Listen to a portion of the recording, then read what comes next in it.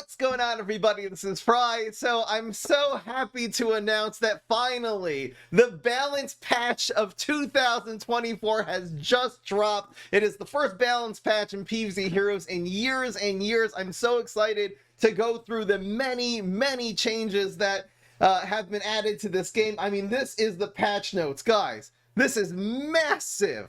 I'm not even halfway done. There's so much to get through. I'm going to try to get through it all and not take too long here. So first of all, just a little bit of background. There are a lot of similarities between these patch notes and the ones that were data mined 4 months ago, but there are plenty of differences, a lot of really big differences.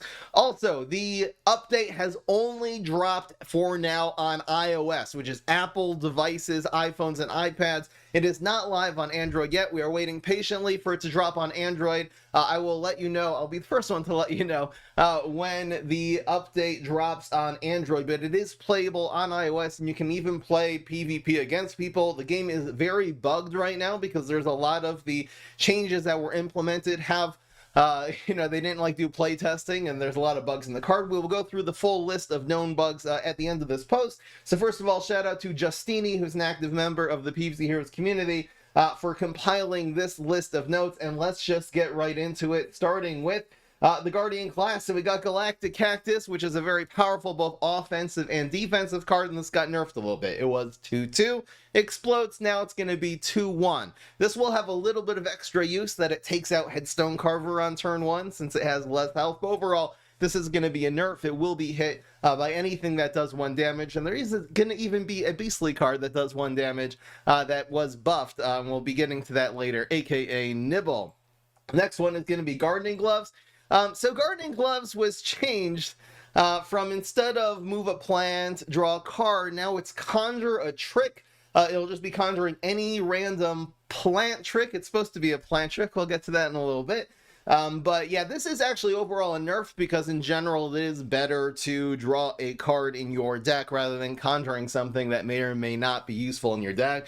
Unless you have a Captain Cucumber on the board, this will now be synergy with Captain Cucumber because that conjure trick will cost less.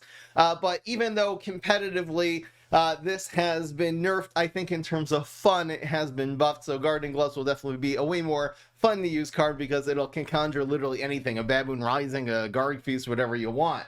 Next, we're going to Photosynthesizer. It's been a really important part of Guardian package and Guardian decks in general. This used to cost 1, and now it costs 2. It'll give a plant 2 health and also conjure you a Galactic Gardens card.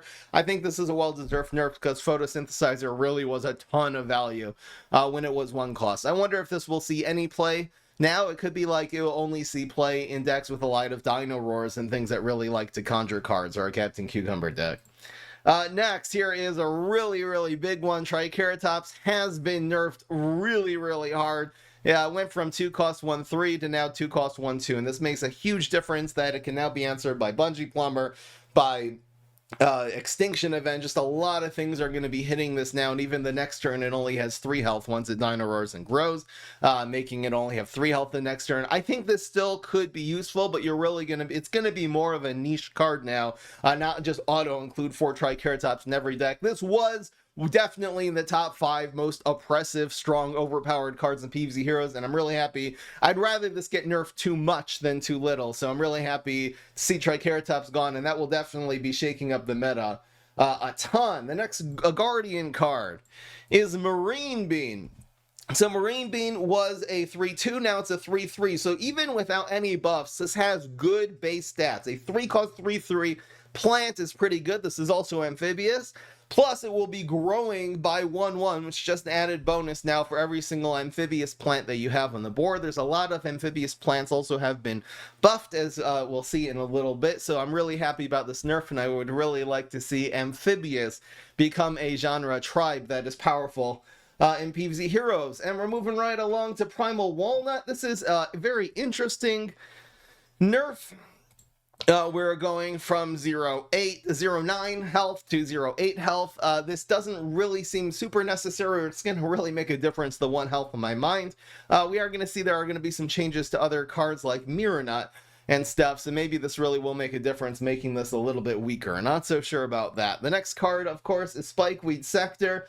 I really disagree with this one. In general, I think the plants should have cheaper environments and zombies should have more expensive environments, because zombies have last say when it comes to environments. You could play a spikeweed sector and it gets answered for one with a black hole or a graveyard. So I'm not such a fan of this. I've really been running fewer and fewer spikeweed sectors in my decks over the years. At the end of the day, like a lot of things that in this patch notes will be explained by the fact of their just have to do with win rates. I'm sure, again, it wasn't, like a super deep study and a lot of feedback from the entire community in terms of like what is strong and what is weak. I think a lot of it was, looking at analytics, and decks that run Spikeweed Sector win a lot, and therefore Spikeweed Sector, high win rate, it has to get nerfed.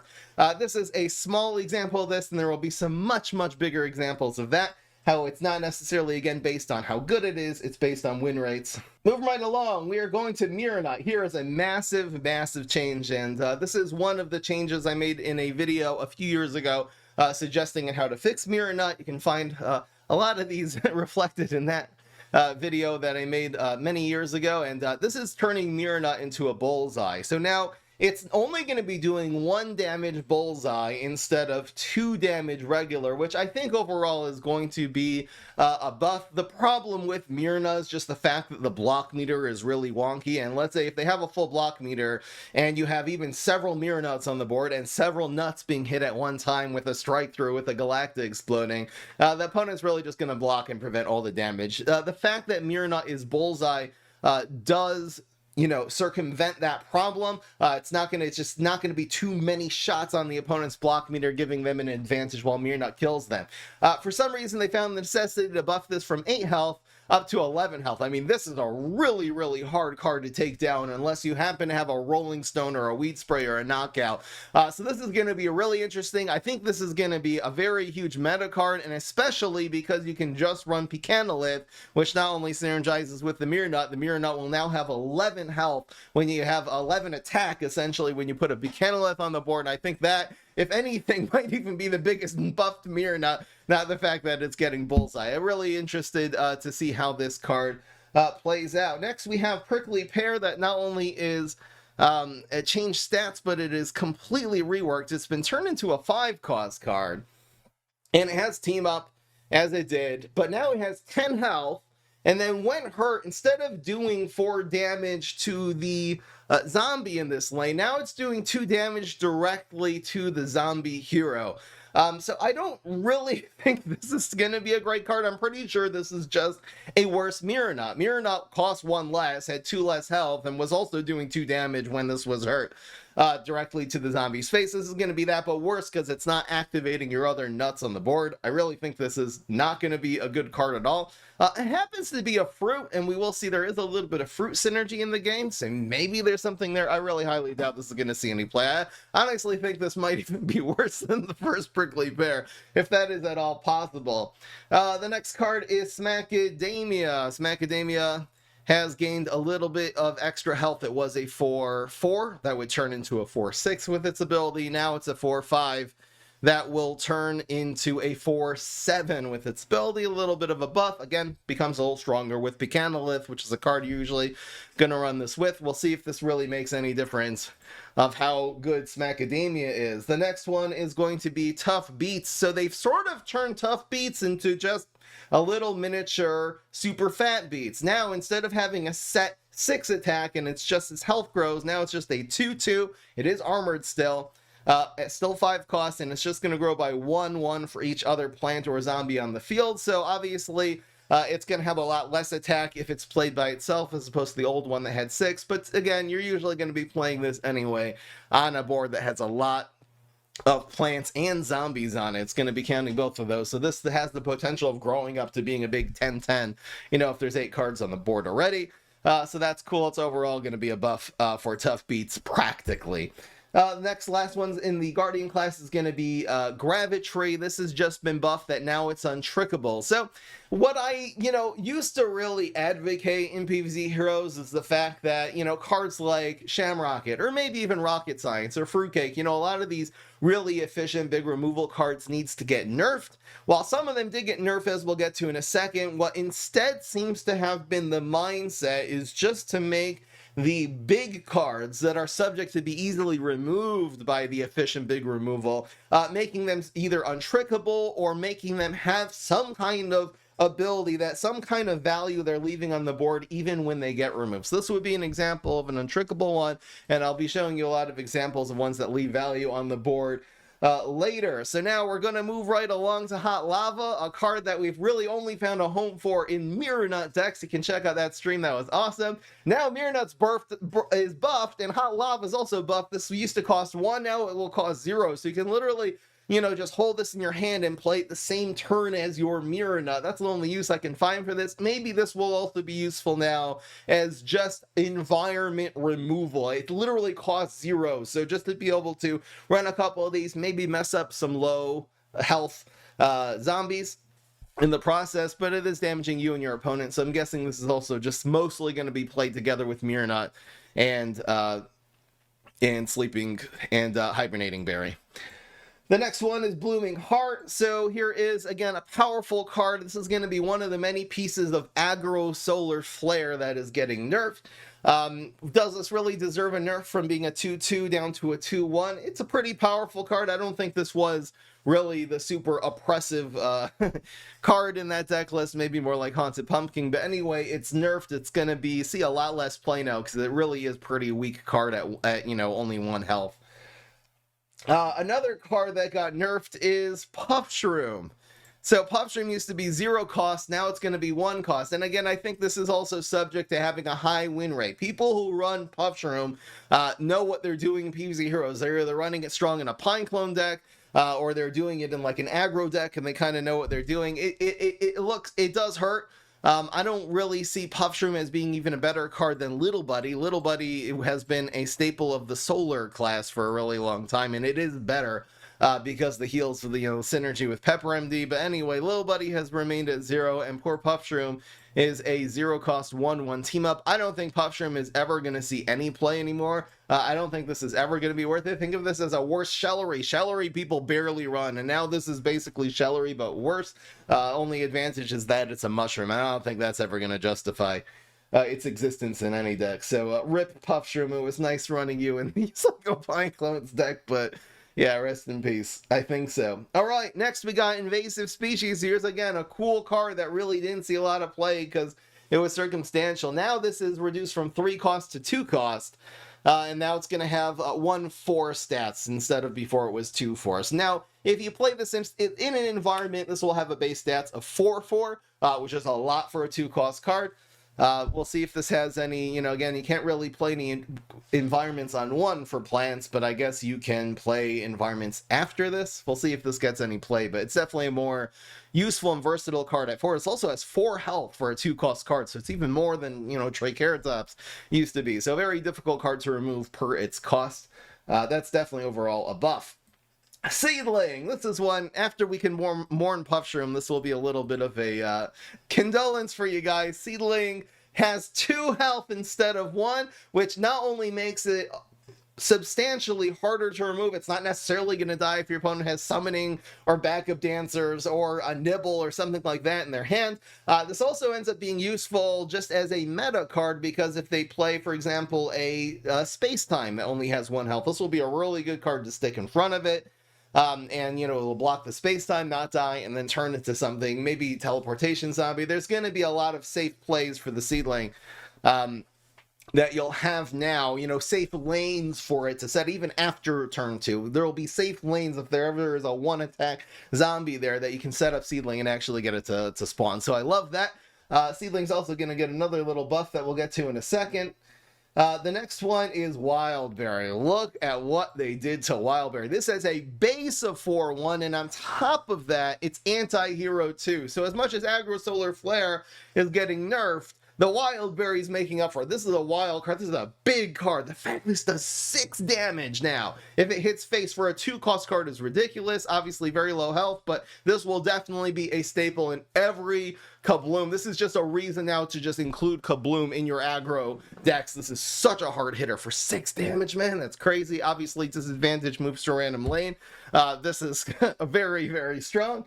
Next, we're going to go to a tremendously buffed card. An almost useless card in the past has been Sizzle, 5 damage for 5. Now it's 5 damage for 3. This is, again, you're going to be running 4 copies of Berry Blast and 4 copies of Sizzle. This is a huge value. This can take out not only anything they play on turn 3, but basically anything they'll play on turns 4 or 5 also. This will have a good chance of eliminating a really, really good uptrade card. And hey, Sizzle has seen its day in the sun.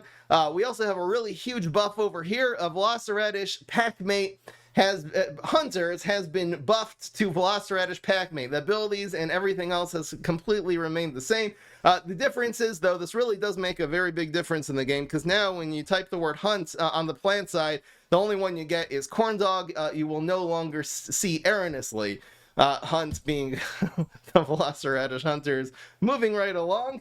The next card is Apricot, and this is, I feel like, probably the biggest example of a card that was not overpowered, but it got hit because it had a high win rate. The only time anybody ran Apricot was in the just basic aggro solar flare deck, which is a deck with a high win rate. It's not that this card was good, but the only people who play this in their deck, this basic common, above, just beginner players, know what they're doing in PvZ Heroes, are playing a strong deck, an efficient deck, and it's really just because of not Apricot, but because of Haunted Pumpkin and the other elements of Aggro Solar Flare. Rest in peace, Apricot. This is so sad. It doesn't make a huge difference to the card, but it's sad to see that a card just innocent, you know what I mean? That it wasn't like its fault at all. Completely innocent bystander of, one of the most consistent budget decks in the game. I've had more people tell me about Aggro Solar Flare that is what made them hit Ultimate League than any other deck in the game. Next, we got Lava Guava. Lava Guava got a pretty big buff. Lava Guava says now, do 2 damage. It does the exact same thing, but it went from 5 cost down to 4 cost. So Lava Guava, whoops. Lava Guava is getting a pretty big buff. Again, this was just a little bit too expensive. It used to be at 5 cost just to really see play. I think this is a really significant buff, and I do think having an option to sort of field clear, kind of like 3 banana bombs, like a little cheap cherry bomb, I think this definitely will see play, and this is, also making environments kind of like a decent field clear card, counter zombie environments. I think just because of all it does for a 4 cost card now, it's actually going to be quite useful. The next is Transfiguration. This got a complete rework. So now, instead of when it takes damage, it transforms into something random, or other cards on your board also, when they take damage, they turn into something random. This is a completely new card. At the end of your turn, this transforms into a plant that costs 1 more. So it's a 4 cost 4/7. Huge stats for a plant, especially for a plant. I mean, this will be able to uptrade with a lot. This is going to kill, like Bounty Hunter, a 4 cost 4/4 strong card in the Beastly class. It will just die for free to Transfiguration. And now this isn't just transforming into a little puff shroom or something like that. This is going to transform the next turn into a 5 cost card. I think this card is no joke, besides for, of course, being a really cool leap card. It's going to be increasing, and eventually, if you can keep these alive, they will protect them, and use your strong Kabloom tricks to protect these guys from dying. They will eventually turn into, on turn 8, like a dragon or a Kernel Corn. They'll turn into Gray Zucchini, and then eventually at 10 cost Cornucopia, because it keeps its abilities after it's transformed. I think this is a really, really legit card, and I love it. You also have very fun, like leaping this a few times by itself, and then using Molekale to sort of finish it off. The double Molekale decks, this is definitely going to be a staple, and that could actually be very competitive. I'm very happy about that. Another card that got a huge buff, and this is a really big deal, is Atomic Bomber Granite. When destroyed, make seedlings here and next door. One thing that was really hard about activating this card is the fact that the seedling to the right, if there's a zombie there, automatically dies. The seedling to the left, the kid will live, but anyway, you're just getting a seedling. Now it's also making a seedling here. So first of all, 1 extra seedling. And if you have some lanes clog, it's basically think of this as twice as many seedlings. So you have a definite lane that has no plants in it, and even if one of the side lanes are clogged, it's making it there. Plus, seedlings now have 2 health, so the one that's going to the right is not even necessarily dying in the attack phase if there's only a 1 attack zombie there. Really love this. 5 cost 5/2. I'm really excited to use this card and see if it actually has competitive use. It'll definitely have fun use. And the next card is Poison Oak. They got a buff. It's just a 1/1 buff. This used to be a 4/5. Now it is a 5/6, so its total attack now, instead of 9, is going to be 10. It's also going to have 6 health, which is a lot, because there's a lot of things in the game that just have, vanilla 5 attack. I think the fact that this now is doing 10, which is exactly half of your opponent's health, could really make this viable, maybe ramping to this with the Solar Flare deck. But yeah, because again, you play this, and maybe if you're Captain Combustible, you play this in Time to Shine. That's a 20 damage combo. I think it's a pretty big deal getting up to 10, because that's a cutoff number. All right, moving right along. Happy pretty much so far with everything I've seen. So now, a general thing in this class, which will be sort of have to do with the first card that we are going to. You notice there's no bananas in the game anymore. There is just fruit. All bananas have turned into fruit. And also there's going to be, maybe I'll just start with this just to give some context. So this is going to be 2 cost, used to be 1 cost, 2 cost 2/2. When destroyed, all fruits in your hand get +1/1. So there is fruit synergy in the game now. This is also one of the big ideas I suggested in my video 4 years ago. So shout out to PopCap, Devin Lowe, for taking that into consideration. Just want to show you guys really quickly which cards are in the fruit tribe that now has synergy with 1 card, just half banana, and I guess banana split, because banana split can make 2 half bananas, so this becomes a lot more of a useful card. But if you just look at the overall quality of cards in the fruit tribe, decent, above average card, terrible, good, okay, ugh, not bad, viable. But then you have cards like Starfruit. This getting a 1/1 buff in your hand, this is a really big deal. And we'll definitely be trying that with with a Green Shadow deck with the half banana. Brainy, huge card. There's a lot of, it doesn't even have to be all of them, but there are a lot of huge fruit cards. I mean, look at the overall, these are some of the best cards in the game. Estricado now is going to have 6 attack if you have even 1 half banana die, let alone if you have several. Bananasaurus Rex, Captain Cucumber is going to be a 2/5 if you have 1. So fruit is a very strong tribe.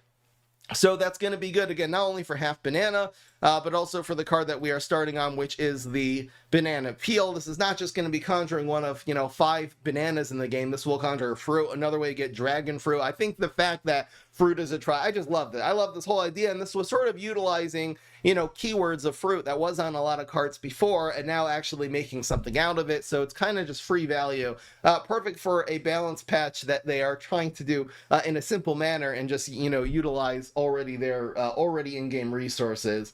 Rather than creating obviously new cards that are much more, take a lot more work to code and are more prone to bugs.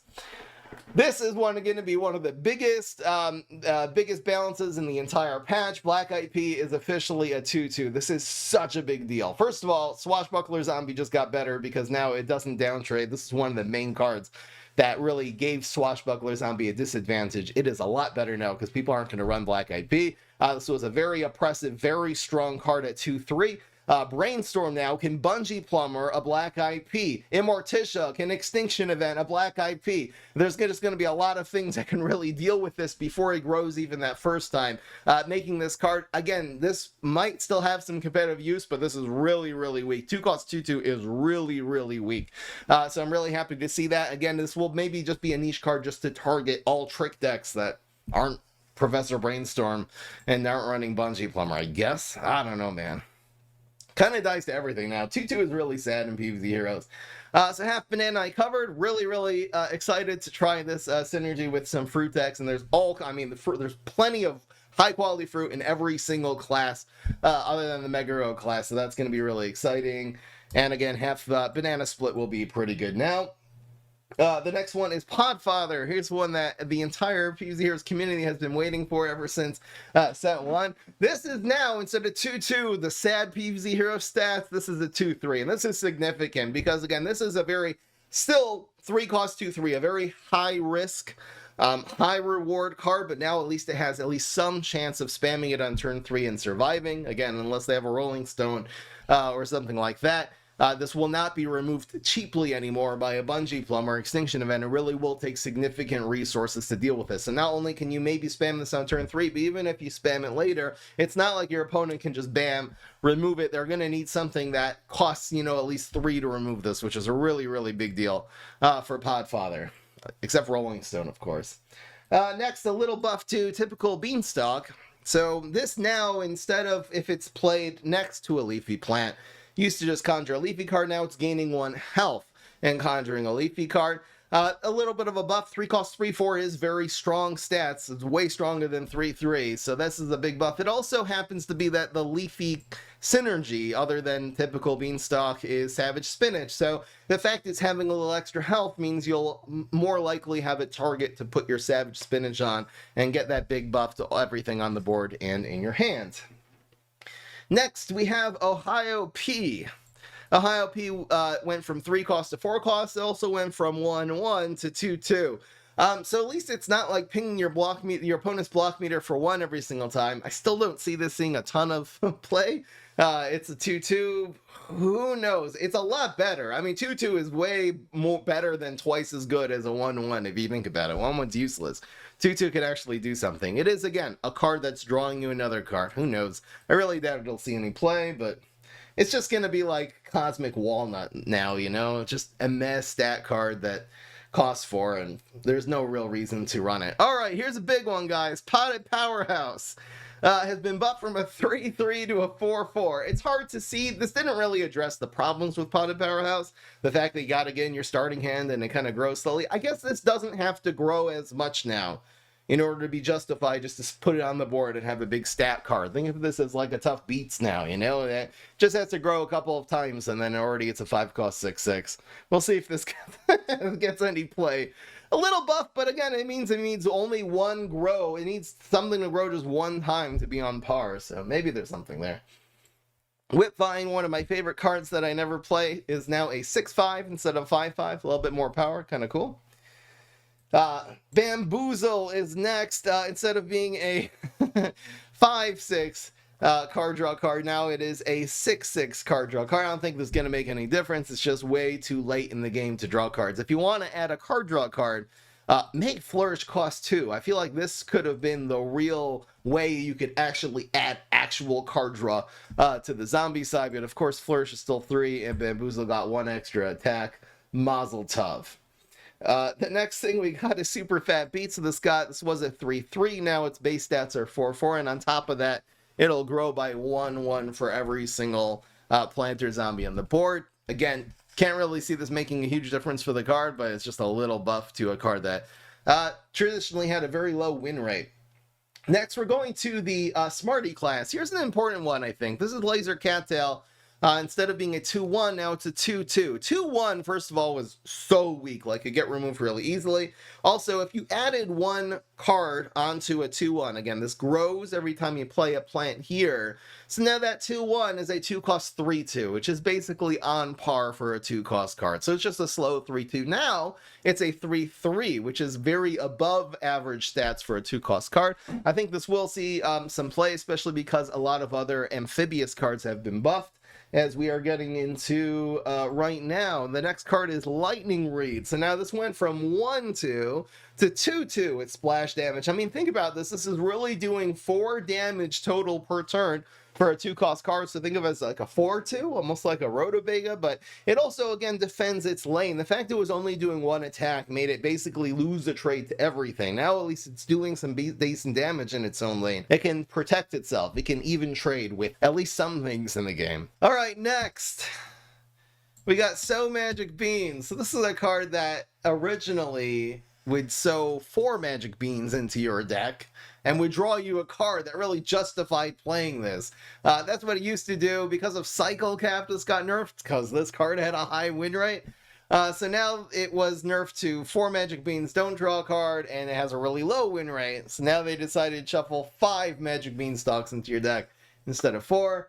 again, the problem is not how many magic beanstalks it's making in your deck. The problem is you're spending 2 and spending an entire card and not gaining anything for a few turns. It's too much of a long-term investment, so I really don't think this is going to make it see any play, but who knows? You know, it's a 25% buff to the magic beanstalks there in your deck. It'll definitely make the deck where you're, you know, so magic beans, something I anyway wanted to remake, where you just, you know, with your Lima Pleurodons and trying to get as many magic beans as possible in your deck. It'll definitely make that deck a little more consistent and fun to play. Next, we got Mayflower.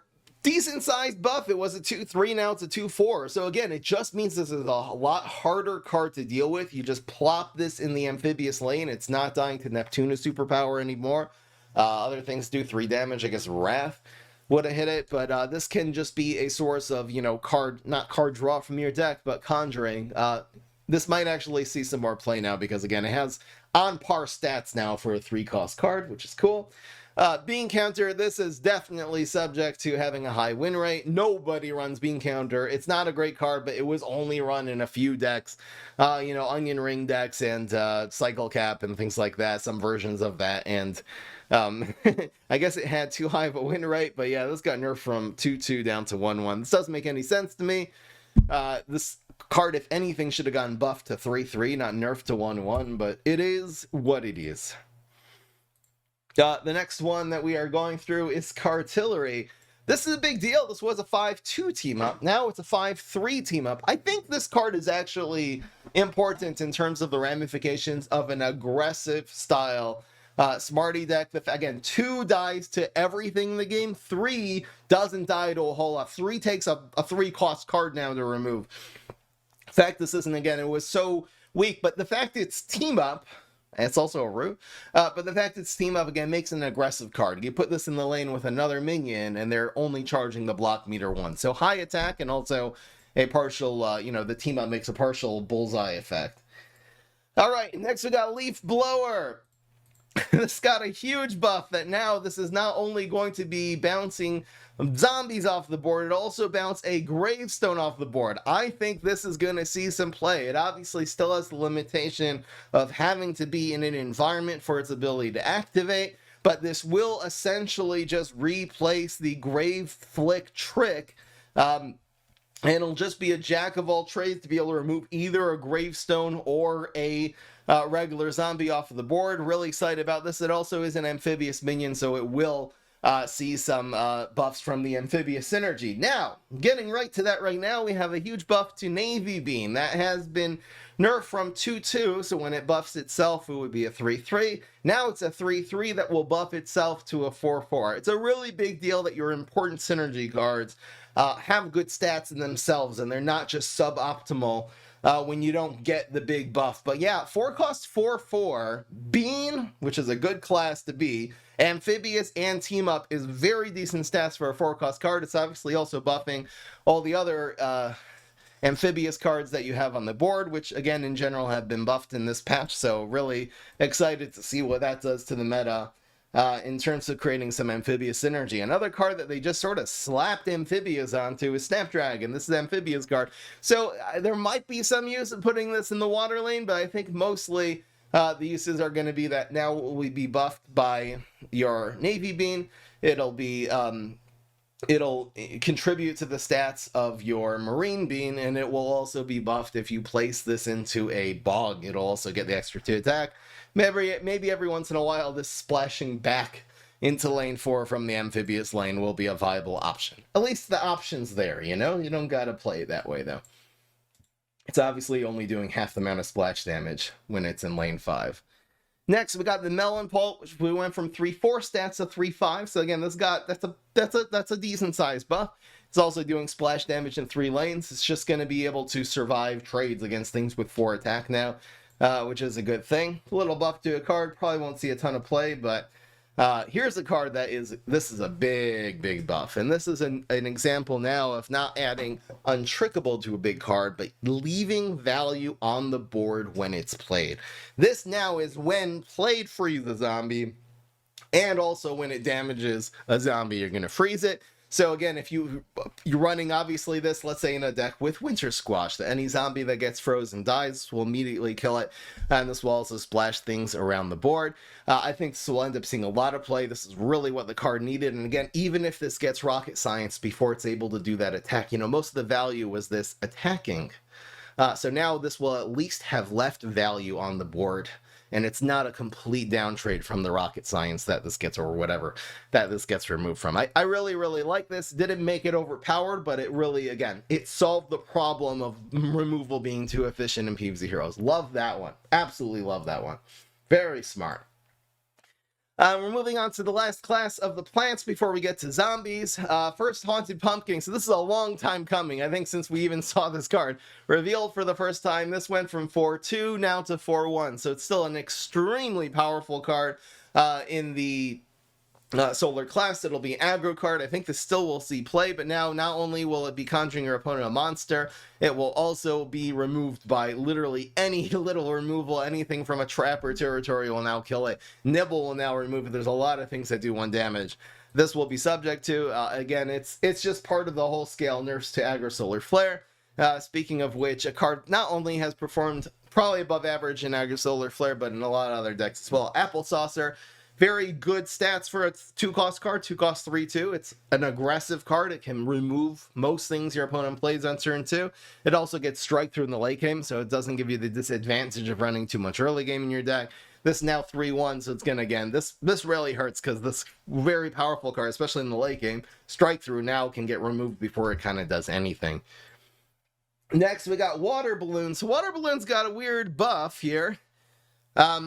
Where are you, Water Balloons? Still 2 cost, but now instead of doing 1-1, and then if you have 6 sun, it's doing 2-2, now it's going to be 2-2, and when you have 6 sun, it's going to be 3-3. That's decent. 2-2 for 2 cost is a good removal card, so you will definitely, this will see play, and especially now 3-3. I mean, this is actually a usable, it's kind of overpowered, but it's usable.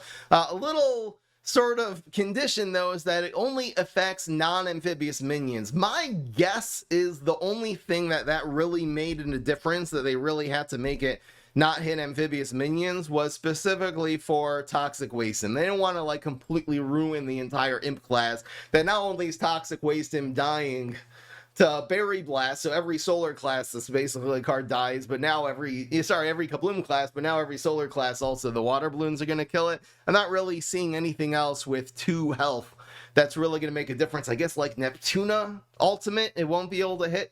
But anyway, that is the caveat, is it called?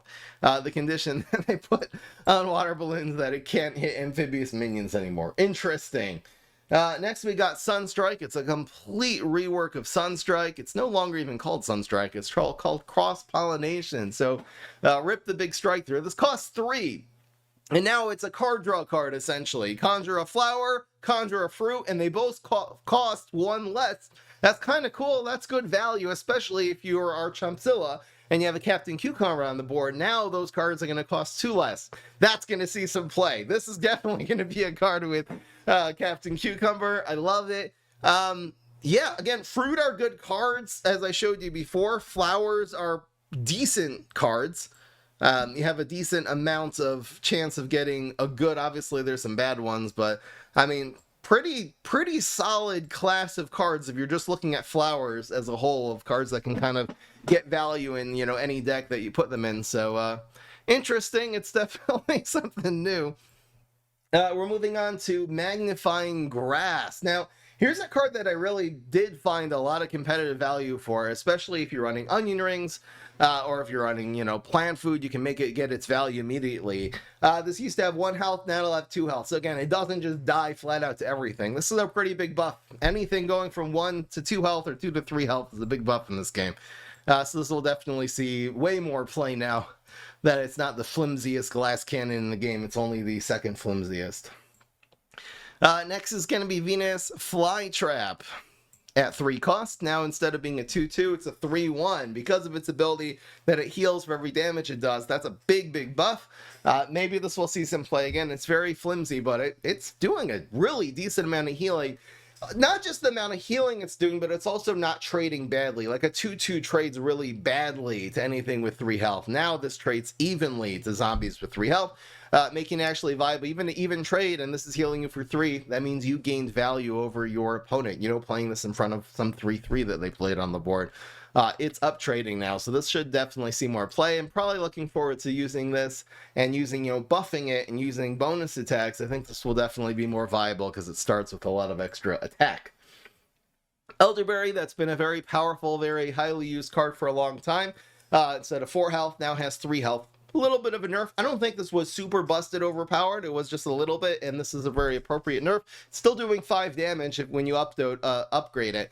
5/3. This doesn't, like, you know, this has the same stats now as an Astrocado. 5/3 strike through. I like that one. It was just a little bit overpowered. Next, we got Cob Cannon. This is a big nerf. It goes from 6/6 stats to 4/6 stats. The Cob Cannon left. Its ability is cool. It needs to have a team up. No puff shrooms in the game anymore, basically. But there's plenty of other team-ups. This has a really strong ability, and it just left too much stats on the board at 6/6. This basically was a finisher. Not only was your removal card, your huge tempo flip the board play, but it also was a finisher. 6/6 are finishing stats. 4/6, not so much. It really, I mean, 6 in 3 shots does 18. This in 3 shots now does 12. It's a really, really big difference over the course of a game. It also obviously trades down with a lot of things that are cost, you know, zombies that cost 6. They're basically going to have 6/6 stats. This will now, you know, not be up trading with them anymore. If anything, it'll be down trading. So I like that, and I really think Cob Cannon might have been the most broken card in PvZ Heroes. It's definitely, again, top 5 up there with Triceratops, and really happy to see that one. I'm really happy to see that nerf. I think this will still be good. I'm still going to run Colonel Cob Cannon, but now it's just going to feel fair. I used to honestly just feel guilty running Cob Cannon because it's too good, and I know not everyone has 4 copies of it. Anyway, Laser Beam. So this is completely reworked. So now, this used to be, again, a 5/7. Now it only has 5 health. This will gain 1 attack for each sun you made that turn. So it's like a big strike-through magnifying glass, essentially, with 0/5 stats. So again, this will, on turn 6, it already has 6 attack. Laser Beam used to be outclassed, completely outshined by Astrocado.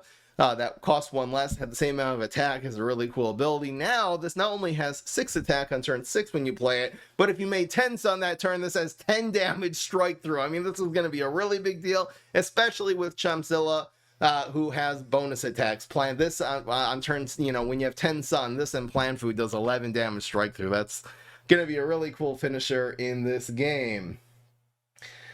Next, we're moving on to, all right, so let's do some plant heroes before we do the zombies. It looks like a lot of the superpowers actually got changed. So the first thing we have is more spores. That'll be for both Nightcap and for Solar Flare. They've changed the way this works. Instead of going to 2 random lanes, you're going to select the first lane to put the mushroom there, and then the second lane will be selected randomly, kind of like, not really like Disco Dancer, but at least the first selection will be like that. I like this. This card was too weak. Back in the olden days, these puff shrooms used to have, these button shrooms used to be puff shrooms and had team up. So instead of adding that, which is way too strong, they really made you at least be able to select 1 lane you're going to chump block. Like, it's not you throwing this out on the board and hoping that you get the good lane. If there's something with 1 health, now you're able to target that. If you have a Gloom Shroom on the, you know, in your hands, this be able to target that 1 lane that you're able to get the Gloom Shroom power, splashing 3 damage to that lane and the 2 lanes next to it. This will definitely make Gloom Shroom more useful. So happy to see a little bit of I think it's a pretty significant buff, though, to be able to choose 1 of the lanes. Next, Grass Knuckles. I don't know. I mean, Grass Knuckles has had probably the highest win rate of any plant. They buffed his super that now it can only hit zombies. It cannot hit face anymore. So this is just making Grass Knuckles as a character do less damage. Was this necessary? I don't think this is the reason Grass Knuckles was busted. I think it's the fact he was Guardian, and the fact, well, this is the reason he was busted. They didn't touch Time to Shine, but they touched Power Pummel, arguably one of the worst superpowers and the least reliable in terms of value superpowers in the game. I mean, seriously, like, what do you like this better? This or Goatify? Like, This is really one of the worst ones. But anyway, here's one of the best ones that they nerfed. Here's Solar Flare, a really oppressive superpower, especially when you start with it on turn 1. This used to give you 1 sun extra for the rest of the game. So after 3 turns, it gave you 3 sun. After 10 turns, it gave you 10 more sun. Now, it's just a one-time use. You spend 1 on this, and you get 2 extra sun that turn. And you're able to spend that. So it's a little bit of a ramp play, a little bit of like, hey, here's a really free superpower that allows you to play maybe a little bit other value on the board. This is an absolutely colossal nerf. But I think this is still a half-decent superpower, being able to, again, be your little source of small removal and also play something. Honestly, this allows you to play 2 drops on turn 1 now. I wonder what the ramifications... Guys, turn 1 seedling. Guys, we have the turn 1 seedling. This is my favorite thing in the entire patch. Turn 1 seedling is present, guys. It's here. We are living in the era of the turn 1 seedling meta, guys. Let's go. I couldn't be happier. Next.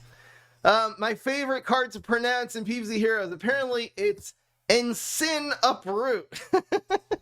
What does that even mean?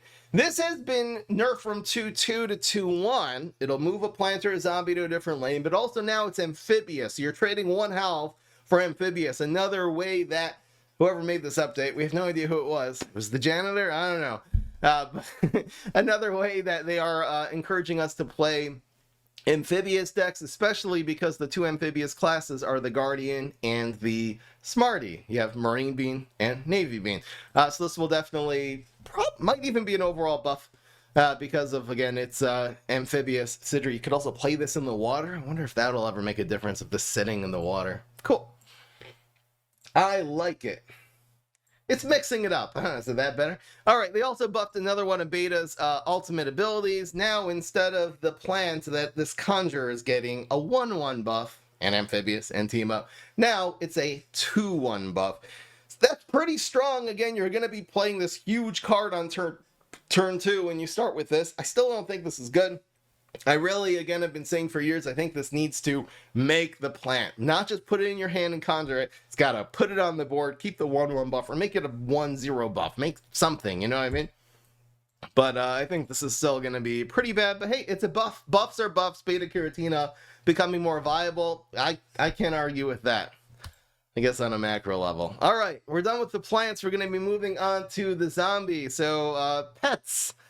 Besides for living in the era of the turn 1 seedling, we are living in the era of pets actually being meta. Pets got buffed big time. This now went from 0-4, which was pretty good stats for a 1-cost card, it's 0-5. They've also, just to skip a little bit, have buffed the Zookeeper from instead of being 2-2 to now 1-3. So it's not as much attack, but the difference between 2 health and 3 health in PvZ Heroes, I can't say enough, is massive. Absolutely massive. This is a card you can play on turn 2 and get away with it, or you can wait till turn 3, buff it, play some other card, and again, it'll just last for longer, giving all of your pets on the board an extra 1 attack. So really, really happy to see what people do with pet decks now. And again, a little extra attack on Cat Lady, the other synergy card, definitely makes pets more formidable. There is another pet also that has been changed. We'll skip to that right now, which is Yeti Lunchbox. Yeti Lunchbox now, it used to only give 1-1, but now if it's played on a pet, it's giving 2-1. So 1-1 was a little weak. It was kind of even like a joke to run this in pet decks. Now it's giving 2-1. That's a pretty big deal. I mean, your Cat Lady with 1 Lunchbox that turn is going to have 5 attack and 6 health. Like, that's a really big card that only costs you 2 to develop. So that's cool. Think of OTK Cat Lady too. We used to, again, do Yeti Lunchboxes and trying to play, spam Yetis in the board, running Lunchbox in your deck and putting these all onto a Cat Lady and doing bonus attacks. This just really blew up because every Lunchbox represents 1 more damage. It's going to make a difference in terms of the damage cutoffs of that deck. So I'm really excited as well. For OTK Cat Lady, obviously the regular Yeti passively got a buff too because this is gaining those same Lunchboxes that are better with pets. Pets energy, love to see it. Nibble, here's a huge change, and this is a buff. Instead of healing you for 2, This is now going to -1/1, and if this kills the card, if that finishes them off, it's going to conjure you a Gourmet card. As we know, first of all, Gourmet card is a very good class. We know that from playing Cheese Cutter. You can just look up Gourmet and see the absolute very decent quality of cards. Maybe this one got nerfed a little bit, but this is a pretty good class of cards. You're going to be conjuring one of those. Really in control beastly decks, this will end up being, you need that little removal, but now 2 health, it's going to be circumstantial if that will even help you. You're not running out of cards. So a small removal card that draws you cards circumstantially, that is a buff. I really, really like that. Now we approach, of all the things that from the data mining, from the leak, that could have made it to the live game, from all the things that didn't, I was really hoping, I was really hoping this wouldn't actually happen. Guys! Synchronized Swimmer has been nerfed from 2/2 base stats to 2/1. Who made this patch? Who thought? Synchronized Swimmer is a great card. It has a high win rate. But if it's copying the stats of another zombie, you can't just nerf the base stats. You can't. The only difference it's going to make is if you have nothing on the board and you play this, instead of it being a 2/2, now it's a 2/1. Who gives a damn? Literally nobody cares. This is I'm sorry. You can argue, you can disagree. Were some of these buffs and nerfs warranted? Were some of them too much, too little? This is just a brain fart to end all brain farts. This is nothing. Nothing happened here. This is a cosmetic change. It's a Synchronized Swimmer, which is a great card, has a high win rate. Yeah, anyway. Alright, you know what? Let's not be too hard on the janitor for PvZ Heroes. Come on, man. We're moving on to a to a buff that matters a lot. Alien, who's got a huge buff. Instead of this being base of 2/2, now this gets base of 3/3, and it still will do 6/6 to a plant that is in an environment or on heights. Now, this is a pretty huge buff, because I love Alien News as a card. I love the fact there's a big, reliable, beastly removal card. I've run this in a lot of decks, but again, the 2/2 is just a little bit weak. 3 cost -3/3 is on par. This is already a great card even with no environment. So the whole downside got removed from this card, and now the upside is tremendous. Obviously 3/6/6 if they're on heights or environment is great. This is going to be absolutely a stable card, I think, in every beastly class. Is a big deal, not only as a control card, but also just as a tempo card. Like if they have a 3/6 on the board, now it's a 0/3. This is a really, really big deal. Really excited to see the beastly class, one of the weakest classes in the game, really get some serious, literally got the brunt. I know they got one really bad nerf, but other than that, really got the brunt of the buffs with the pets, and now Alien News nibble with a lot of huge buffs to the good old beastly class. Maybe this is the beastly meta now. B flat, love this change. This used to be a 4-cost card, now it costs 3. That's a big, big buff. This is way more useful. And also, not only cheaper is always better, but you can use that extra brain or 2 that you have that turn to remove the little cards with your nibble or with your extinction event, whatever you have. And then this will be able to bomb and absolutely demolish that one big card that they have on the board. So a really, really big buff to B flat. And I do think that this will see play, because this is a ton of value for a 3-cost card. Think of it, just to absolutely demolish, a plant, potentially if it's the only one left on the board, a targeted plant. Kangaroo Rider. Oh well, we got a buff. It's a pet card. This had a really low win rate, so therefore you have to just add stats onto it, not acknowledging at all that the problem is its ability, not its stats. This is the worst card to add health to, because if it takes one, it used to be the problem was at 4/3, if it took 1 damage, it would be off the board. Now at 4/4, if it takes 1 damage, boom, it's off the board. This makes no difference. I mean, this makes... Guess if it takes exactly 3 damage, now it's in your hand instead of disappearing into the graveyard. That one was not smart. Overstuffed Zombie. Here's a card. So first of all, Hunt, which really adds a lot to this card because, again, it will be sort of chasing things around the board, which will be able to... activate its ability. Now, it has changed a little bit, that when this destroys a plan and survives, it now heals to full and heals your hero for 2. So what this used to say, this used to gain 2 max health. Now, it won't. It'll just go back to 4 health. It's never gaining more health every turn, but it's a heal card. Almost like, you know, we have, like, basically the second heal your hero card. Other than, you know, medic, so this will be another way to actually add some more health, and I guess Nurse Guard. We'll be getting to that in just a second. Apparently this is bugged, though. The Hunt doesn't work, but we'll get to the bugs at the end. Primordial Cheese Cheese Shover. This was 4-3, now it's 4-4. It's a decent buff. Obviously didn't really solve the main problem with this card, is the fact that it needs zombie evolution to destroy what they played last turn. You're basically doing destroying your own zombie and destroying one of the plants, but, you know, little buff to a otherwise pretty useless card is good. Vengeful Cyborg. Here's another buff to the Beastly class that is not well informed. No one runs Vengeful Cyborg, and no one's going to run it when it's 5-6. Again, this makes a difference for the Vengeful Cyborg. It's a better card now because it trades up with 5/5s. But no one's going to run this card. The only thing that this did is make the regular Cyborg card, the Smallborg. Where are you, Smallborg?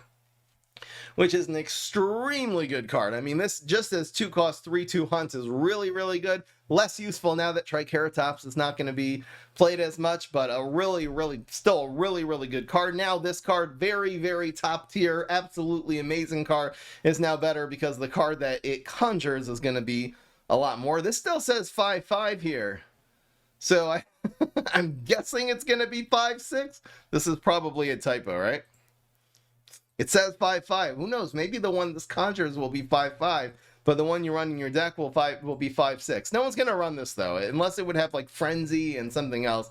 It's not going to be a useful card. It just made Little Cyborg better. But anyway. Alright, here's a huge rework. I mean, this is not a buff. This is a rework that completely changes card.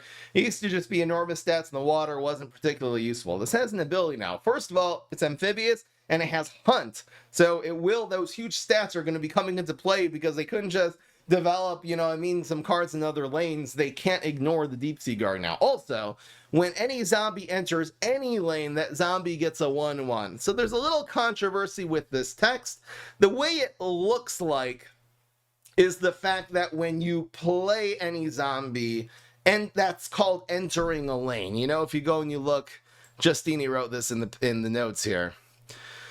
You know, when a zombie enters a lane, that's when you're playing it into the hunting grounds. Entering, but anyway, the way that this works in the game right now, whether or not it's a bug or it's intended and it's just worded weirdly, is that this is only when a zombie changes lanes. So it's either through a hunt, I guess it would work on like Fire Rooster and Zombie Chicken also because they're moving lanes. Then it's going to get the 1/1 buff. It's not going to be when you actually play every zombie. I'm guessing that is the way it's playing in the game right now, is as intended. And it's just worded a little bit weirdly, but it's going to be when it should really say when a zombie changes lanes, not enters a lane. Next we got, but that's okay. So let's talk about this. So this it's not a pet, it's a Garg though. Maybe running this with, like, obviously this would be a very good card with another card in its class, like the Energy Drink Zombie that's constantly switching lanes. I guess any card with Hunt it would synergize with, and then you have the Chicken and the Fire Rooster if you're exactly running Beastly and Sneak together, which would be Brain Freeze. You also have, again, Hunting Grounds, which will, again, cause your minions to be moving around. So there's a lot of Hunt cards in the Beastly class, so I think this will definitely see some play. It'll be definitely super interesting to see people mess around with this. And again, the fact you're putting this in Amphibious lane, it's almost always going to at least activate itself, because unless your opponent has only an Amphibious minion to play that turn, this will get the buff. And Hunt. So that's really cool to have an amphibious big health Hunt card. Next, we got King the Grill. So this, instead of now and before where it was making gourmet cards when it killed a plant, now it's making Gargs. I don't know if this is better or worse. I kind of like the gourmet cards. I was just giving you little buffs. They're easier to play. A Garg is a big investment, but this means that you could be running some kind of Garg synergy deck and get more Gargs, like not have to run quite as many Gargs because one of them is King of the Grill. Maybe there's something here. Maybe this is better. It could be it is. I mean, this can also give you like Garg feast and stuff like that, so that's awesome. But we're getting another, Garg synergy card, and I think the fact, again, this is making your other Gargs also conjure Gargs. They really might work out with all the rest of the Gargs that we're seeing. This is a big one. Nurse Gargantua got a huge buff. Not only is this now going to be healing for 6 every time it does damage, it's all of your Gargantuars. Every Gargantuar you have, when it does damage, it's going to heal for that much.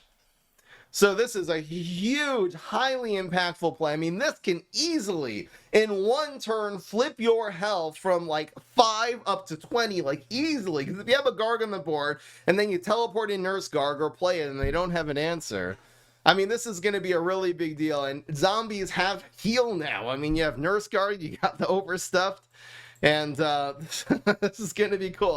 I love the fact that Gargs just do more. This was an example of something that would leave some value on the board for your other minions moving lanes, even if it dies.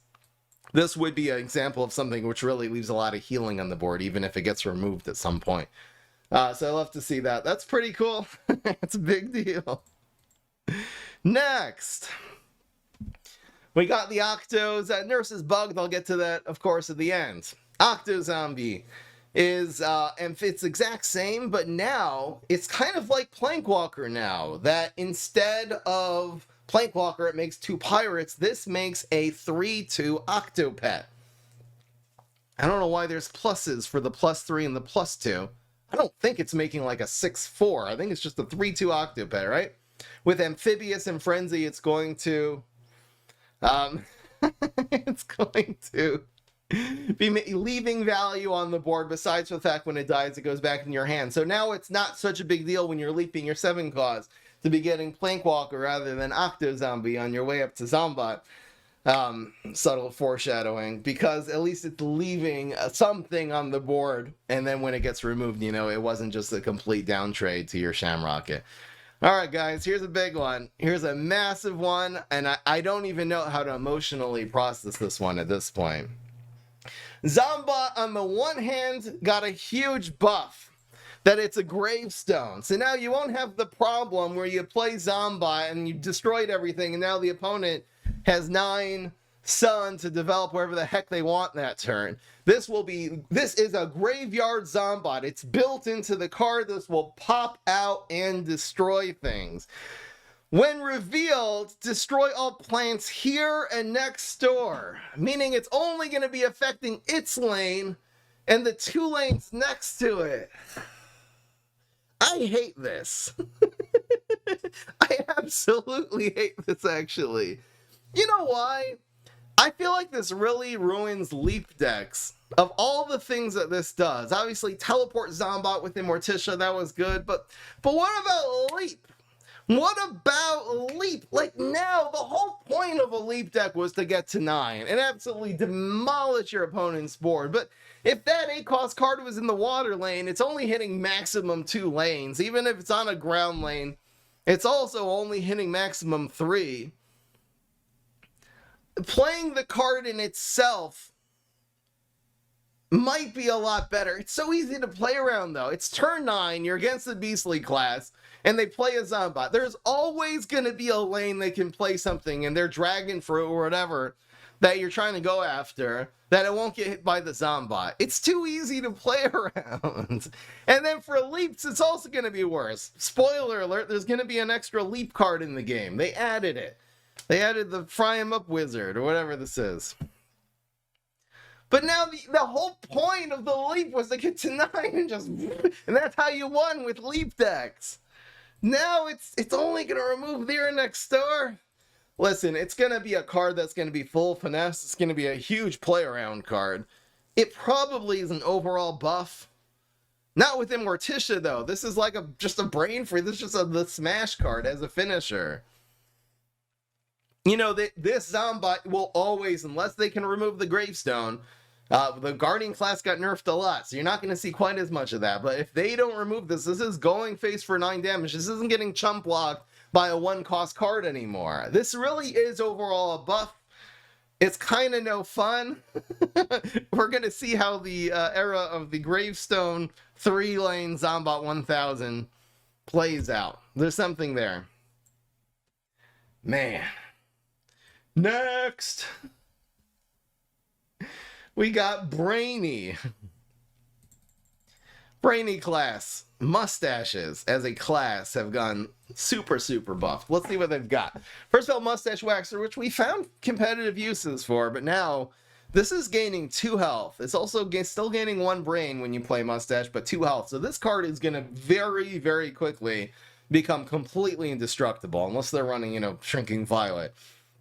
You play 2 Mustaches, all of a sudden this is a 2/6. You honestly could just use this as an engine, like add stats, like pump stats into this, play this into an Area 22, and just like, it'll never die. I think this is going to be a problem. This is very cool, and I think this single-handedly will make Mustaches more into a thing. They also, the next card that has been changed is Duckstache, that now, instead of getting a 2/2 buff, is getting a 3/3 buff. So when you upgrade this onto another Mustache, it used to be a 5/4. Now it's going to be a 6/5. You know, I've been falling in love with Duckstache, the old Duckstache. Just running with Space Time, or really just like teleporting it in, you know, because it's like even trading and drawing a card. This is a really difficult card to remove. I guess there is Sizzle that can do the 5 damage necessary to remove this, and it'll basically be a 2-for-1. So Sizzle at 3 costs, the same cost as Duckstache, makes this a lot worse, but this is a huge buff, and it's a real again, powerhouse for Mustache decks in general. Moving right along, Science, which is the other synergy that really hasn't been used that much. Has been buffed. We have the Electrician that, instead of being a 2/2, is now a 2/3, so it doesn't die, and that health really matters because, again, difference between 2 health and 3 health, but also if you have a Drone Engineer on the board, which has very good stats. This card was buffed back in the day to 4 health, so now it's much more likely that this will be able to live for a few turns, and besides for its powerful ability, be able to actually gain some attack from your Drone Engineers. I do like this buff. It's going to be more significant in a second when we get to Gadget Scientist. I'll talk about that then. The next card is Gentleman Zombie. Oh, this is a really big deal. This is a huge buff. This used to be a 2/2. And not only does it have 3 health, this has 4 health now. I don't care the fact that it has only 1 attack. That's not important. You need to have Gentleman Zombie get that extra 2 brains several times, and how it will. I mean, this is impossible to remove on turn 3 unless you have a Gravebuster.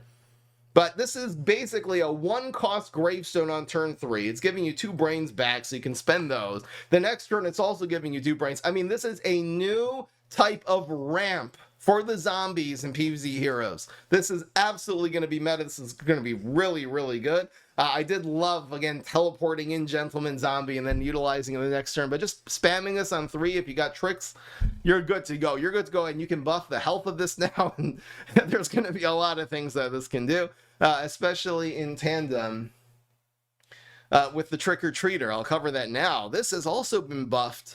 It's in the same class as Gentleman Zombie, and it's been buffed to 2/4. Treats happen to either cost 1 or 2, and this was already a decent card at 2/3. Now at 2/4 again. This is so hard to remove. The problem with putting this on the board on turn 3 was the fact that it's not going to ever conjure the card until turn 4 during the trick phase. So you're giving the opponent a chance to basically remove this with a Berry Blast. It doesn't die to Berry Blast. It dies to Sizzle, but it doesn't die to Berry Blast. It's a lot more expensive card to remove now. You're right. The difference between 3 and 5 health has been negated a lot by the existence of Sizzle, but not everyone's going to be running the Kabloom class exactly.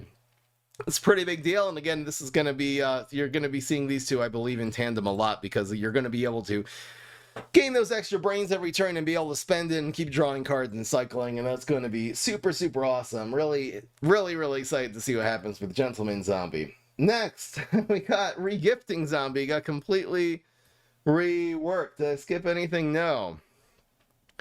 Regifting zombie used to be pretty bad because it's just shoving. You play this on the board. It's basically helping your opponent more than it's helping you. They have 2 more cards to play that turn. Now, it's only conjuring 1 zombie for you, conjuring 1 zombie for your opponent.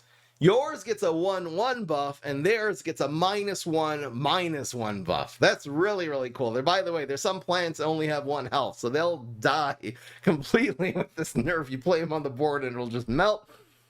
So that's awesome. The fact is giving you always a better card than your opponent. Like, you're not really giving your opponent anything awesome if it's going to have the -1/-1 buff. This also, again, is conjuring, so we'll be synergetic with space-time. We'll also see Gatekeeper is going to have some conjure synergy. We'll get to that next. So this is a really, really interesting card. This is fun. I don't know if this is going to be... It's not a competitive idea, but this is fun. This is a fun buff, and honestly, I'd rather have a fun buff to this card than a competitive buff. Can't wait to use Regifter together with the Wormhole Gatekeeper, which is in the same class. Cards either player conjures cost 1 less. You thought the old Gatekeeper was chaos? This is double chaos. This is chaos unleashed.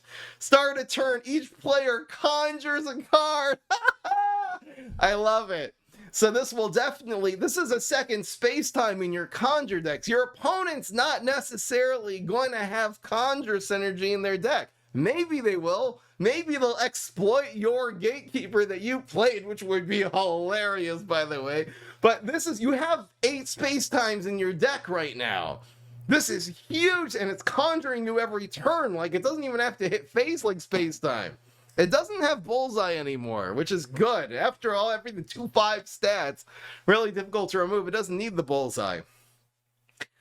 This is so much. I can't wait. I mean, literally, Conjure decks is going to be either Super Brains or Huge Giganticus. The old Conjure heroes are literally going to be twice as good now because this is the synergy, and then it's also conjuring you insane cards every turn.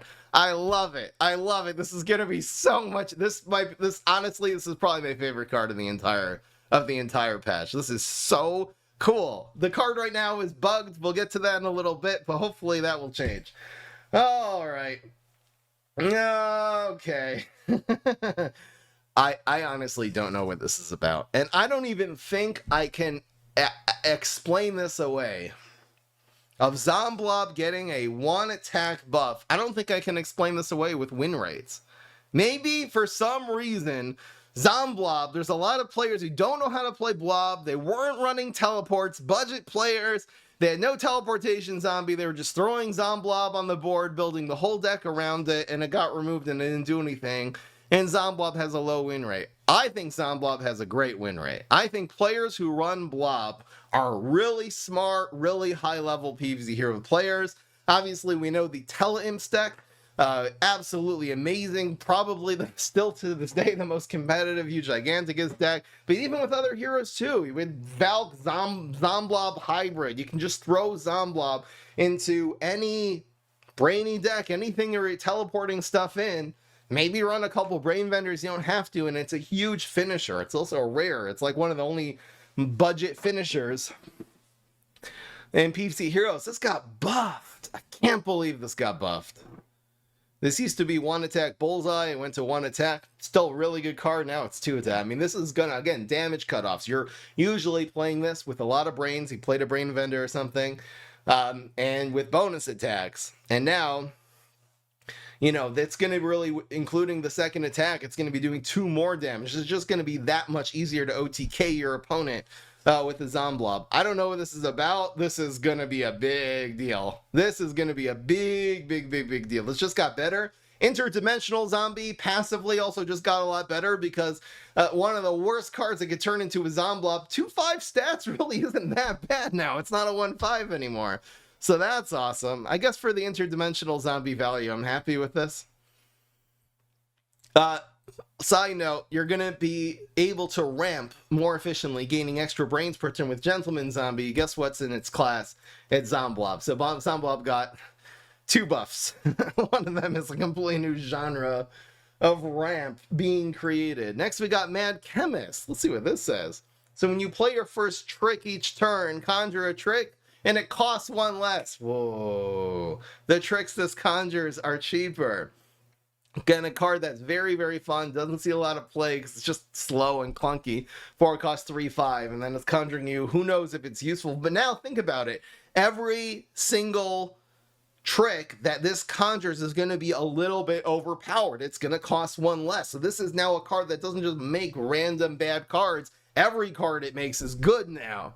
That's a really, really big deal. It's a huge deal. Now it's worth it. Before it wasn't. Before it was a below average card because it doesn't necessarily work in your situation, in your deck, and now it's always good. Any card that gets a 1 cost buff is good. Thank you, Bookus, subscribing for 70 months. Damn. All right. Oh, here's another big one, man. The Brainy class is going to be my bitch right now. Gadget Scientist. Honestly, in the last year, ever since we discovered the, well, not the last year, but maybe the last few years, we really discovered like OTK, Gadget Scientist decks that work very well. Like, you can look up the Crazy Scientist deck if you want the simplest one for Brainstorm. We also have a few for Morticia. We did it successfully with every hero, where you're really just focusing on adding a lot of stats to your science card and finishing them off immediately with Gadget Scientist, or playing Helicopter into an area 22. It does 8 damage. You immediately finish them off with a Gadget Scientist. This now having 3/3 buff, this isn't just a stat increase and up trades. This is doing more power. It makes your finishers a lot easier. It looks like I missed something. I'll go right back to it, the Pirate's Booty. So really excited about Gadget Scientist. It really does fit, again, with the buff that we saw for Electrician. And just your standard drone engineer based science decks, I think, are going to be a lot better. Besides, for of course, the OTK ones are obviously going to be better. Guys, I'll go back. The chat's yelling at me. I missed Pirate's Booty. It was a 5-cost card that drew 1 for every zombie on the board. Complete rework. It's basically an extra. It's like a different like level of Lurch for Lunch. It's a bonus attack card now. It sets the attack of a zombie to 4, and then it does a bonus attack. It sets the attack to 4, the strength, and it does a bonus attack. Like, if you're doing a Lurch for Lunch on something, it's typically already going to have at least 4 attack, or else it's not worth it. I wonder what this will be useful for. There's going to be something. If this was a plant card, it would be useful with Starfruit. It would be the best card in the game because of Starfruit. Are there any zombies that would greatly... I'm just trying to think, like a bullseye, like a cheap bullseye card. Like, what if it was like... Think of playing this on a teleportation zombie. That could be good, because you do this on a teleportation zombie, and then you Gadget Scientist next turn. So now you've gained a lot of attack, done a bonus attack. During the attack phase, it's doing more. And it's also doing a bonus attack. I guess any card that likes, like Space-Time, you're right. Space-Time loves to do bonus attacks. It's conjuring cards. Now it's from one attack to 4. I guess this would really only be useful in decks that run a lot of low attack minions. Neutron Imp, and then you play it. I don't know. We'll find some creative ways to do this, but overall, okay, listen, creatively, this is going to have more uses now than it did as the old booty that was just so bad and so hard to draw cards for. Let's see if we can, as a community, find uses for the quarterly bonus. All right, so here we're going to be getting into some more expensive cards that have either become untrickable, like the Gargantuar Mime. I love this. You used to have to only teleport this in on 6 and then do a big combo on 7. Now you can play this dry on 5. And again, doesn't die to Cob Cannon on 5. Doesn't die to a Briar Rose, I guess, would answer this. There really is not a whole lot that kills a 5/7 on turn 5, because it's untrickable. Doesn't die to Shamrock, and then on turn 6 you can come in with the combos, with the tricksters, with the gadget scientists. This is I don't really just like slapping Unshrinkable onto something, but especially since it's under Cob Cannon, which we won't see as many Cob Cannons these days. It's only at 5 cost. I really, really like this, especially because this was a setup card. This was a card you needed to carefully set up and then do a combo. So being able to set this up on turn 5 is a really big deal. I love this. I love Mime Garg. I'm going to be making a lot of Mime Garg decks. Very, very cool. Next is Portal Technician. This one from 4/4 to 5/4. A significant buff because now your opponent can't really ignore it. 4 damage per turn. Okay, 5 is a lot. It's definitely a buff, and your opponent will have to not ignore this, which means it's more likely to get destroyed, and it'll make its zombie. I like that one too. Maybe it'll see some play. All right, here's a really big buff. Shield Crusher Viking. Not only when it hits face, but when it's played, it's going to empty your opponent's block meter. That's a big deal. This was hard to get to hit face. 7 attack bullseye, it's a pretty big deal too. I mean, I love Viking. I love running this as a finisher. But when played, it's draining the block meter. It's leaving value on the board, so even if it gets removed, it's still okay. It did something. It's more than just a even 1-for-1 trade with Shamrock. That's very cool. It's bugged, but it's cool. Next is Wizard Gargantuar. Wizard Gargantuar, instead of making all Gargantuars have bullseye, so it still has that effect, and when played, transform another zombie into a random zombie that costs 1 more. If you're thinking of running this with other Gargs, you know, it's way better to leap expensive cards like Gargantuars than cheap cards. The expensive ones you start turning into, you know, Plankwalkers and Octo Zombies and Zombots. But anyway, I really like this buff, and again, it's leaving value on the board. Apparently, this is bugged also that right now it can leap itself. So you play this and you can target itself, whether that's... It says another zombie, so that's probably is a bug. But yeah, I love it. You have 3 leaps now. You literally have 50% more leaps per deck. I wish they hadn't changed Zombot. If you have 50% leaps per deck, Octo Zombie's better. I think Leap is actually gonna, if anything, see its happiest hour. And you have to, again, play with a little finesse to make sure the Zombot will end up in the right lane. I have mixed feelings. And, of course, the last one of the Brainy class is a pretty big buff. This went from 6/7 to 8/8. Again, it was one of these big cards that if it starts conjuring things, you automatically win, but 9-10 times out of 10, it just gets removed the first turn it's played. So it's a little harder to remove, and it's a lot of attack. So it's it's high risk, but even higher reward, having absolutely tremendous stats. That is pretty cool. All right, we're going to be moving right along to the crazy class, Grave Robber. And this is going to be one of the many elements of those toxic Billy decks. You know, the ones that when you're playing late at night that every zombie, sweaty zombie player is running. This is definitely going to be one part of it. Grave Robber, a really aggressive, crazy card. It got nerfed from 2/2 to 2/1. It dies to like Colonel Pult now, which is a pretty big deal. So nerf to aggro. Another problematic zombie deck was always Pirates, and especially the Infinity Pirates, really because of this one card. The other classes, the Pirate decks, weren't that bad, but Quick Draw Combat got a huge, not a huge nerf in itself, but a nerf to Pirate decks. It's not a pirate anymore, it's just a monster, so you can't really get the synergy of playing a Swashbuckler the next turn, which is a much better card because the Black IP got nerfed. I'm really happy they did this at the same time they nerfed Black IP. Really, really happy. So this will not, again, get buffs from Swashbuckler, and then every time they draw a card, it's overshooting and growing more and more, and all of a sudden you have a 1-cost 5/6. This still will be obviously a staple in every aggro deck. Z-Mech, you know, this is still going to see a ton of play. It's still a really good card, just not specifically in that one oppressive Swashbuckler based, you know, flame face based pirate deck. Next we got Cuckoo Zombie. Guys, the era of clock synergy is over. There's no clock synergy. It used to be a clock zombie, which I was really looking for.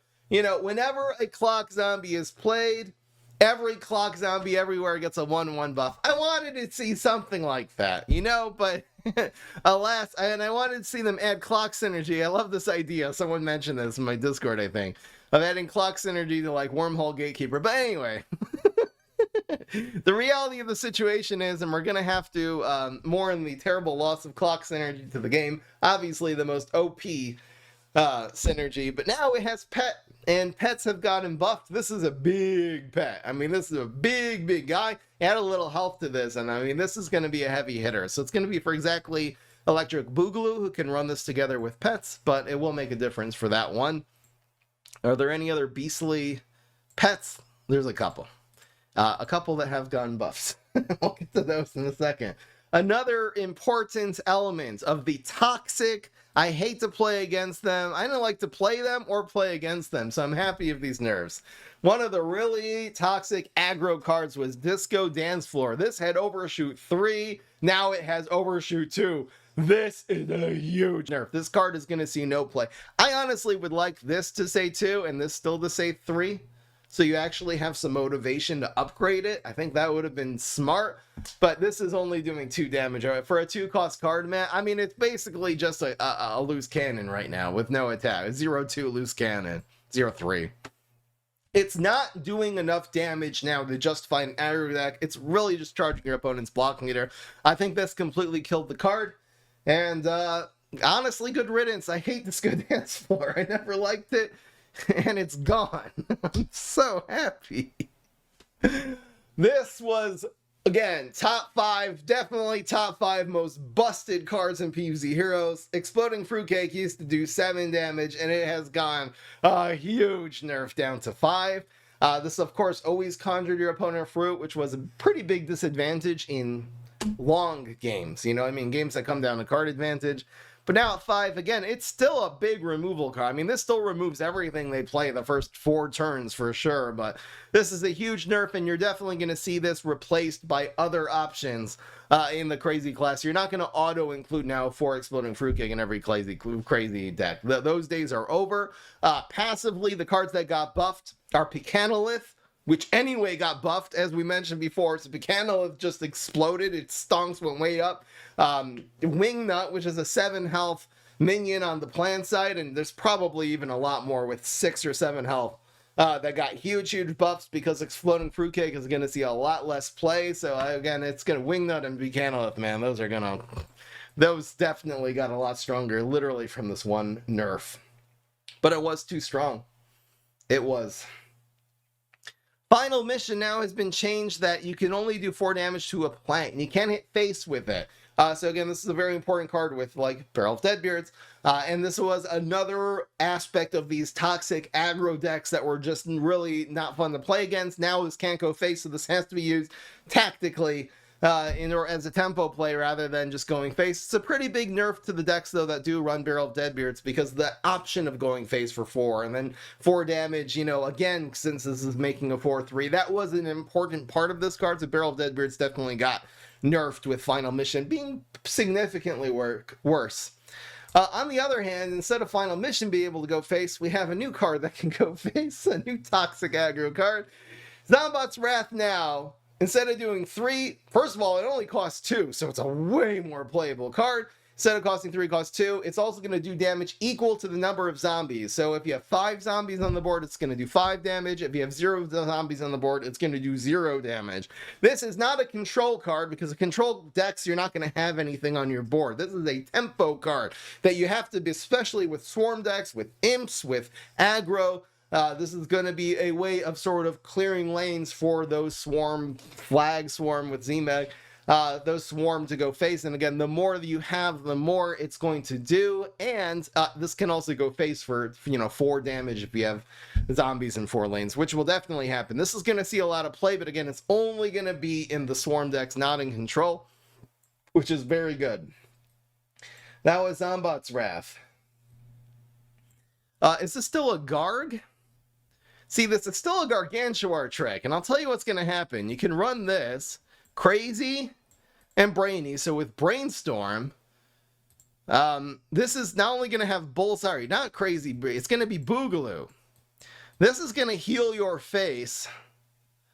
Whenever a Garg does damage, heal your hero that much. So Zombat's Wrath with Nurse Garg on the board will heal your face. Anyway, just saying, guys.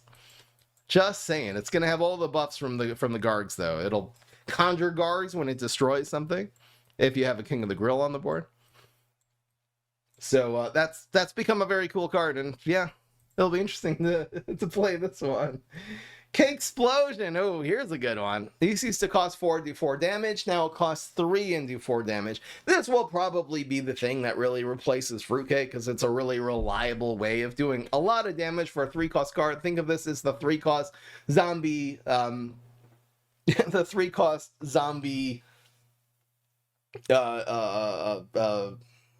Sizzle.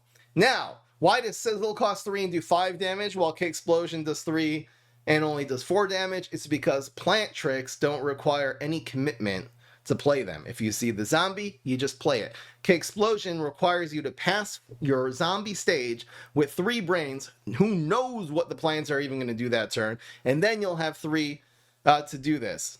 So therefore, plant tricks should be weaker and zombie tricks should be stronger. I literally just explained why that doesn't make sense even more. It literally is the opposite, guys.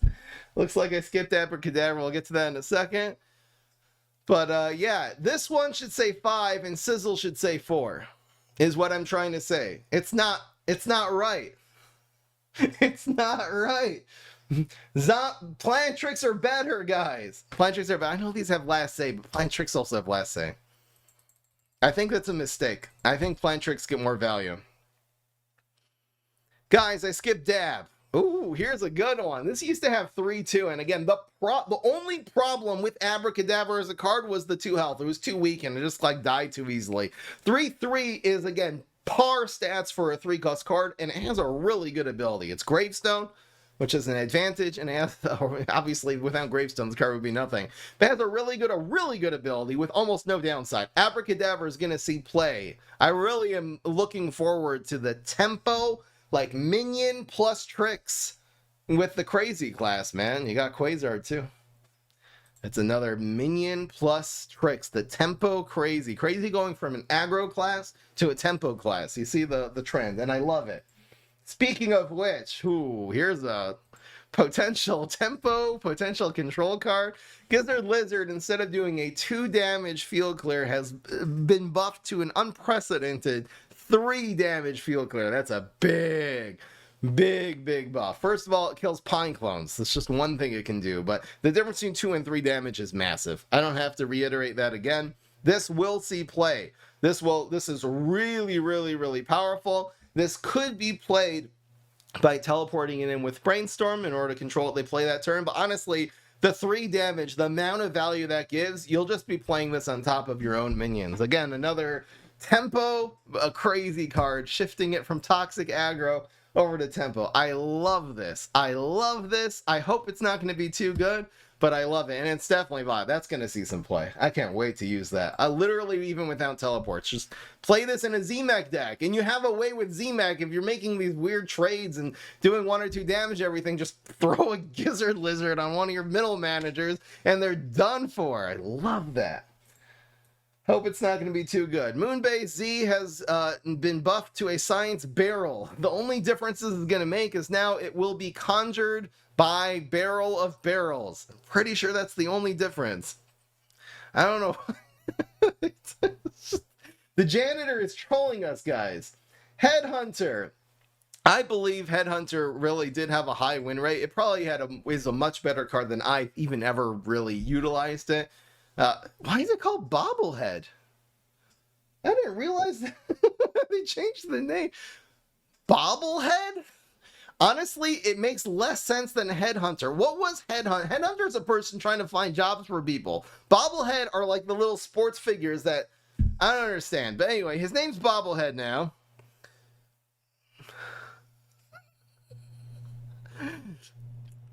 When you play a dancing card, do 2 damage because of Hunt. See, I'll tell you, guys, it's the same thing as Velociraptor Hunter. Look, it doesn't come up anymore. Guys, they fixed it. Yes, I know when you go and if you type the word P in here, in the plant side, I know Repeat Mod still comes up. They didn't think of that one, but they did think of Hunt, guys. We don't hunt unless you have Hunt. You can't have Hunt in your name. It's misleading. But anyway, to get practically, this was a strong card. It got a little nerf. Instead of being a 3-4, it's a 2-4. Now after its little buff when you play it on top of something, instead of being a 5-6, it's a 4-6. Again, this probably had a very high win rate. People were running in very specific decks, and, you know, it just had a high win rate, and that's why it got nerfed. Nothing more I can really explain about that, because I don't know. They don't tell me anything.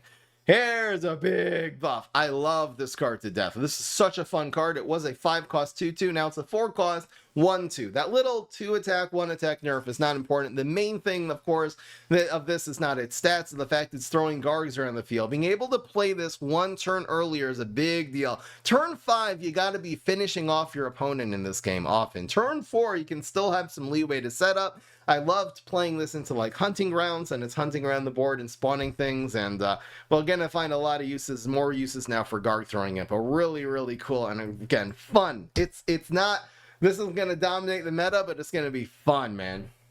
Love it.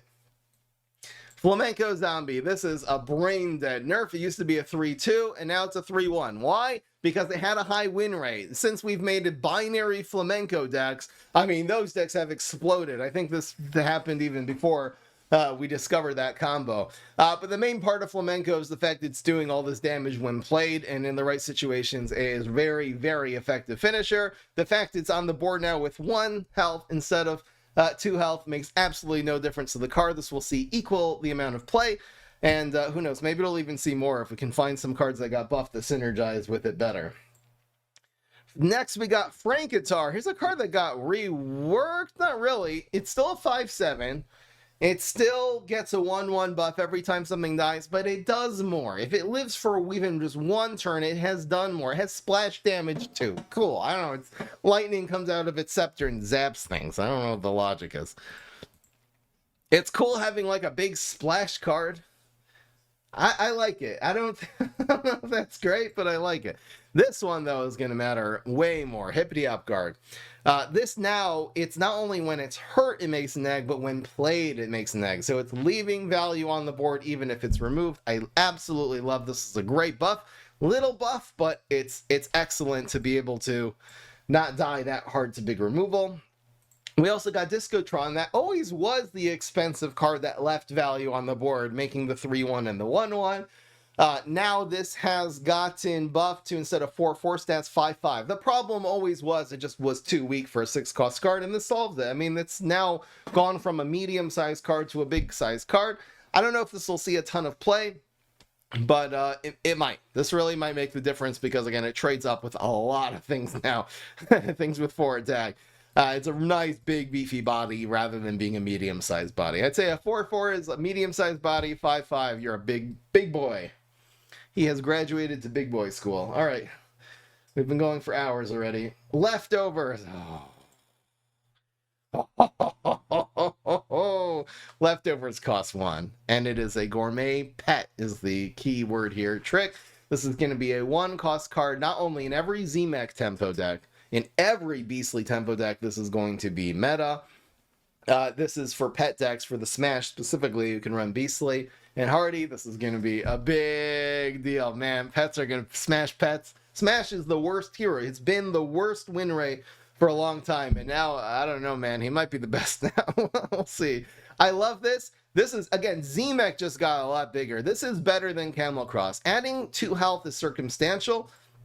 But adding 1-1 means you're going from losing a trade to winning a trade. You're 2 3s instead of being now 2 5s. They're 3 4s. They're big. They do damage.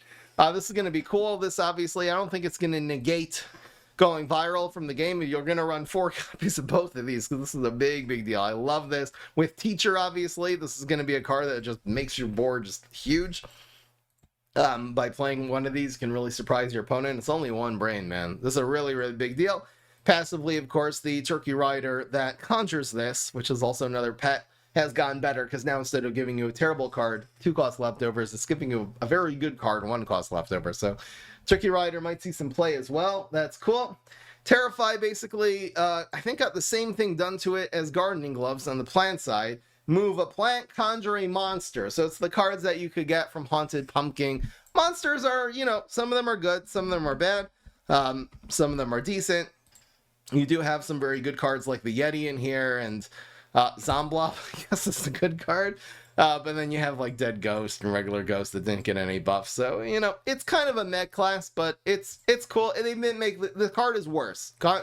Drawing is better than Conjuring, especially Conjuring a monster, which is a bad class. But it's more fun now, and of course it has synergy with Spacetime and Gatekeeper, I suppose.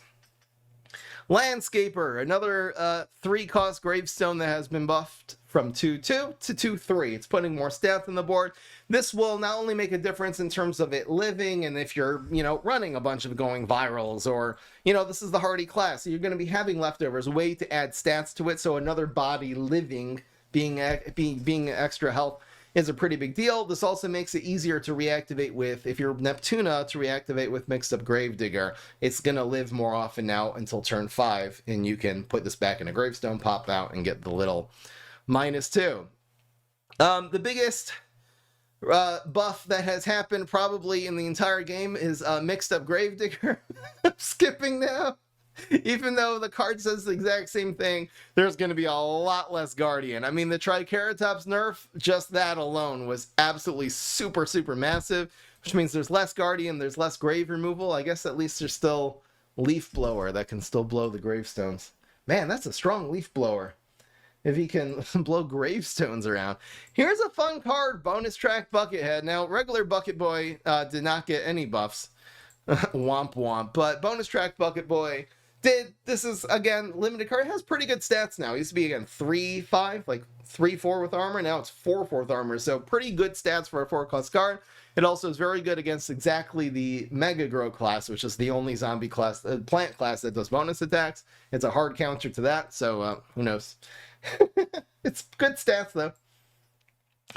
Oh, my boy Mop got buffed. So instead of a 3-cost card, it's a 4-cost card. It's 3-4 stats instead of 3-2. So that's, you know, a good buff. And now, but here's the main part. Instead of destroying a plant with 2 or less attack, now it's going to be 3 or less attack. And that obviously hits like twice as many targets as it did before. My boy Mop, my boy Celestial Custodian. Obviously, this was a staple in Mop decks. I think this really probably will see a little bit more. This is like a tempo card. You play it, it has stats, it removes something on the other side. It could end up seeing some play. I definitely want to try the reworked Mop decks as a result.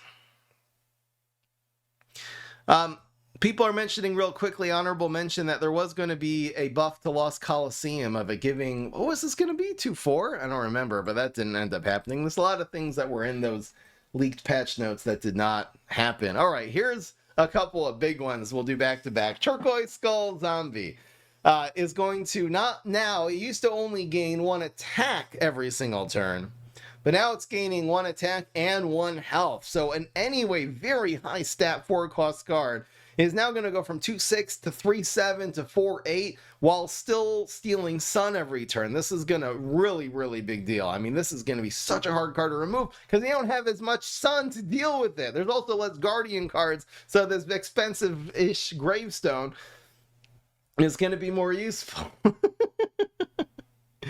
That's very cool. Wait, did Coliseum really get buffed? Oh, this wasn't in the patch notes. You're right. It wasn't here. I don't know how I clicked on this and didn't realize. It's literally not in the doc. Justini, we found one. Coliseum did get buffed. I am so spaced out that I didn't even notice it. Thanks, chat. Thanks, Twitch chat, for saving my ass. This was it. It was buffed from 3 cost to 2 cost. This is going to see some play. This is a big deal. This is great. They missed this one. It's also sports. Maybe there's something there. But yeah, this is going to end up being like a way to make things go frenzy. It's a 2-cost way to make things go frenzy, which is a big deal. You know, there's a lot of things that like being frenzy. Any strike-through minion, Cowboy, loves being frenzy. This is a much more playable card now. At 2 cost. 2 cost, 2-3 is good stats. That's par stats for a 2-cost card. Plus, Again, you play this in front of something, my 2/3 takes 2 damage, your 2/3 takes 2 damage, and then you just stick something on it the next turn. This is cool, I love it. This will also make Sizzle a little bit less useful. Like Sizzle now, this will make things have too much health to die to Sizzle, so that's a pretty big deal, getting the buff. Thanks, chat, for catching that. Can't believe it. It's awesome. Oh boy, Zombie King got buffed. It happened, guys. This was a quasi-useful card at 4 cost 3/5. Now it's 3/6. So much harder to take out. Not much harder, a little harder to take out. Obviously making some knights around the board. We like using this with Rust Bolt because we can leap those knights. So that deck will definitely be cool. We'll run Wizard Garg in that deck. Guys, the leap decks are coming. They're coming in strong. And Zombie King, maybe this will actually see some real use now, being a little bit of an overstated 4-cost card that has a really strong ability. Maybe this will actually see some play in non-Rust Bolt leap decks. All right, next we got All-Star Zombie. Here's another expensive card that sees no play, but now it's untrickable. It doesn't die to Shamrocket anymore. That's cool. And again, this is a card adding a 1/1 stats to this with leftover is a big deal because all that damage is going face, and this is a really difficult card to remove, and Cob Cannon's nerfed. Untrickable matters way more now that Cob Cannon's nerfed. I hope you guys realize that. That's awesome. The chat's spamming Lava Guava. Now, if you're watching the YouTube video, you'll notice that I did Lava Guava. So I don't know what they're talking about.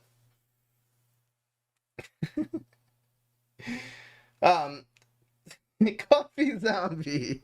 Coffee Zombie has been buffed. It used to have really weak stats, 4/3, would grow to a 5/4. Now it's 5/4, grows to a 6/5. So it's actually like kind of on par stats for a 6-cost card. The value is there, and the the drawback of it being a weak 6-cost card is gone. It's very strong now at 6/5. Frenzy for a 6-cost, and it's going to be another way to add value to your Hardy class. I think the Hardy class is really gaining a new identity of let's put minions on the board that like getting a 1/1 buff. Because now we have 3 very good cards, Coffee Zombie, Going Viral, and Leftovers that do that. Defensive end. Sorry, Undying Pharaoh's next, and I was going to do this in tandem with the Turquoise Skull, because now this costs 5! This is right where the card should be. I think this is going to see some play at 5. Imagine it's turn 5, and you're the plant, and now you only have 3 sun. You have Turquoise Skull on turn 4, Raw Zombie on turn 5, Tryhard's old deck, the Sun Bandits, the one where you're stealing all the sun from your opponent, is really on curve like now, like really on curve. This is going to be synergy, and this is going to see some play. I love this. Think of this as a 3-cost 3/4. See, when this costs 6, you kind of have to look at it as a 6-cost 3/4. Now, that's bad stats. This is now as a net of 3 costs 3/4, which is great stats. Obviously, it's not happening on turn 3, but it essentially is because your opponent only has 3 sun. This is good. I love this, and I can't wait to see what we're going to do with Sun Bandits. A very fun deck that now I think is finally going to actually be pretty competitive. Plus, we're going to leap this card. We're going to leap the hell out of this card. Undying Pharaoh. Undying Pharaoh got some armor. Speaking of Sun Bandits. So again, this just got a little harder to kill. Woo! As if this card wasn't oppressive enough already. Now, it's going to get harder to kill. Shamrocket is worse because of all the untrickable zombies in the game, so therefore this passively gets a buff. Cob Cannon is nerfed, so this passively gets a buff. Honestly, every expensive zombie card got buffed because of Cob Cannon, man. I like it. Zombot Battle Cruiser, a very fun designed card that really didn't pop off. Going from 6/5, now 6/6 stats, I don't think makes a big difference. This having a little extra attack, maybe like 7/5 would have been it, because, you know, being a heavier hitter when you have all this health and protection is going to be more important. I don't think this will really make much of a difference, but Cob Cannon is nerfed, and Guardian is nerfed, so Gravestones are better. Guys, this is the bigger buff. The bigger buff than the extra health was the fact Triceratops was nerfed, guys. I'm telling you, this changes everything. You're gonna have to run Leaf Blower now. Undying Pharaoh. Zombot Battlecruiser, and Wannabe Hero. Alright, so here's a controversial card. Wannabe Hero leaves some value on the board even if it gets removed. It's going to heal 3, then it gets 1 health for each health your hero has. That's what it used to do. So you can have up to 21 health. I'm not sure if this heal 3 is going to be to your face or to anything. It just says heal 3, so I'm guessing it's actually going to be the same as the medic, which also says, again, just heal 4, so this is going to heal 3. So it can work, again, as a tempo card as well, a little bit of flexibility. I'm guessing, just from the way it's written, it can heal another zombie as well. Apparently, again, it's bugged. We'll get to that in a minute. Ducky Tube. Ooh, hoo, hoo, hoo, hoo. This is a big deal. This is a big, big buff. This used to be, again, the first turn only having 1 health. So it was absolutely, you know, dies to everything on turn 1. And then it died to basically everything on turn 2 because it would only have a 2/2 stats on turn 2 after hitting face 1 and pinging your opponent's block meter for 1. Now, it's still pinging your opponent's block meter for 1, but that first turn on turn 2, it's going to have 2/3 stats. So it's going to get on par after hitting face 1. And then the next turn now, instead of being 3/3, which is average stats for a 3-cost card, it's 3/4. That's enormous stats for a 3-cost card. This is a huge buff. It's also a pet, so watch out for the Brain Freeze pet decks coming in with Ducky Tube Zombie. It's significant. It's also a good, cheap, amphibious pet, which is exactly what a pet deck is going to want, a 5th lane to play a pet in. This is a big, big buff, and that's going to see some play. I love the idea of visualizing it on turn 2 and looking at its stats then, and judging it based on that. Here's a buff that's a long time coming, and this is a perfect buff. It went from, instead of being a 1/1 with Anti-Hero 3, so now the Anti-Hero is the same. When it's hitting face, it's still doing 4 damage, but now it's a 2/1 instead of a 1/1, and this is a very big deal. Mini Ninja would lose a trade to everything. Being a 1 health minion, it means if you play Mini Ninja on the board and they have a Click P, the Click P lives, the Mini Ninja dies. If they have a Mars Flytrap, if they have any 1 cost 2/2, I don't gotta list them, this would have just died for free. Now it kills that 1 cost card that they stuck in front of it, since this has a base attack of 2. So the risk of Mini Ninja, the reward is all still there, doing, 1 cost 4 damage, but the risk has essentially been completely eliminated. I absolutely love this buff, and I do think Mini Ninja now will be one of the things that replaces the toxicity of all of the aggro cards in the crazy class that have been nerfed. We're going to be doing it with the Sneaky now. Here's a weird card that probably is just because of win rates. It's used to steal 2 block meter and give it to you. Now it only steals 1 block meter and gives it to you. Probably just a result of high win rates of being part of the pirate decks. I never thought this was the card, even though this is a good card to be running in pirate decks. It's one of these cards that good players run and bad players don't. Huge buff because of Black IP. We covered that already, but otherwise Swashbuckler is the same. But again, a lot of pirates. We lost Conman. This got a little bit of a nerf, and looks like pirates. Looks like PopCap have dispelled the myth if pirates really were OP. But Flameface got nerfed, I think. It doesn't have Gravestone anymore, and that's going to be an overall nerf because it'll help, a play around it, obviously not as susceptible to grave removal, but it doesn't get buffed anymore by Headstone Carver, which will give things a 1/1 buff. It will no longer be as much synergetic with the Crazy, if you're Infinity, with Grave Robber, which grows every time something comes out of a Gravestone. You can't, do this and get a cheap 3 damage strike through just by playing this with a Flameface anymore. So, yeah, I think pirates are still going to be viable, but they're a little bit weaker. Now, to replace this 3-cost Gravestone for your pirate decks, instead, they have added a different one. This Imp Commander now is a Gravestone, which I guess is a buff. This is kind of cool for Imp decks, I guess, because you know, when you play this, your opponent can very precisely play around your imp sitting face. Now that you play a gravestone, they don't know what's in there. So you'll be able to get some surprise card draw better on your opponent. So I think this overall is a buff. And again, you will now see this being run in decks with Headstone Carver, because it's a decently stats card that can draw cards. It's a pirate. It's a gravestone. What more do you want? I like that. Love it. Will this be worse in Tele-Imps? Because you can't teleport in anymore and draw cards. It will be worse. So Tele-Imps got a little nerf there. Zombie High Diver. What is going on here? It was changed. Instead of 2/3 gets a 1/1 buff when it jumps to the water. Now it's a 3/2. So instead of being a 3/4 amphibious, it's a 4/3 amphibious. This is a buff because amphibious naturally protects zombies. This is a heavy hitter right now. This is doing 4 damage on turn 3. Amphibious is a big threat. I think this actually might finally make it see some play, especially in, like, you know, heavy hitting, strong, aggressive, toxic aggro decks, guys. I think we're seeing a little bit of a theme here, switching the identities of the sneaky and crazy class, which I like so far. I like everything I see so far here.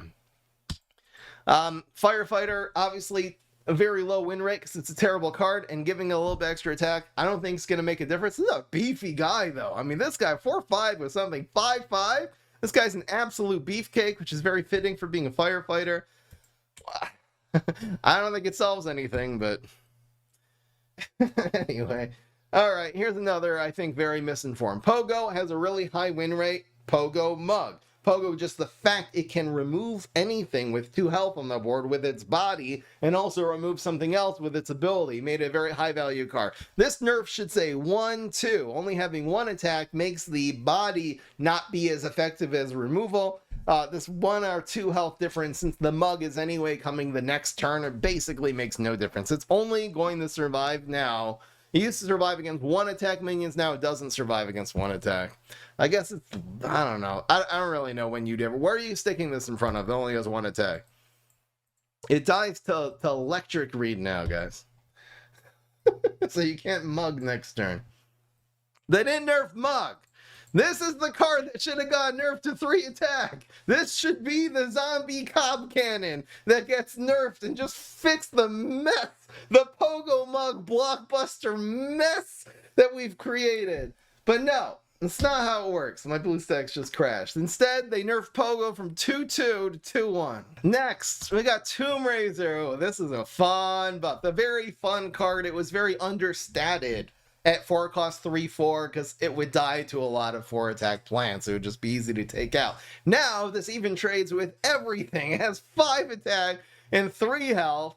And if this hits face, first of all, it's doing a huge punch. It's also making a gravestone. It really, again, negated the 3 health, and the 4 health doesn't make as much of a difference. Because, again, this is at least going to even trade with whatever they put in front of it. This is a really, again, another really fun, will this see competitive? Honestly, this has very competitive stats now. This really might end up seeing some actual competitive use. It also, again, is an expensive-ish gravestone, so it's buffed, along with the Guardian class nerf. We got Unthawed Viking. So Unthawed Viking, what it used to do is it would always freeze something when you play in the water, and then when you upgrade it, it will freeze every single plant. Now, it actually has the Unthawed Viking. The instead has a much more useful ability. It will be freezing everything in its lane. So it can actually freeze other lanes as well. This could be useful in combination, much more useful. With Cryo Yeti, because now, you know, team-ups usually don't exist in the water.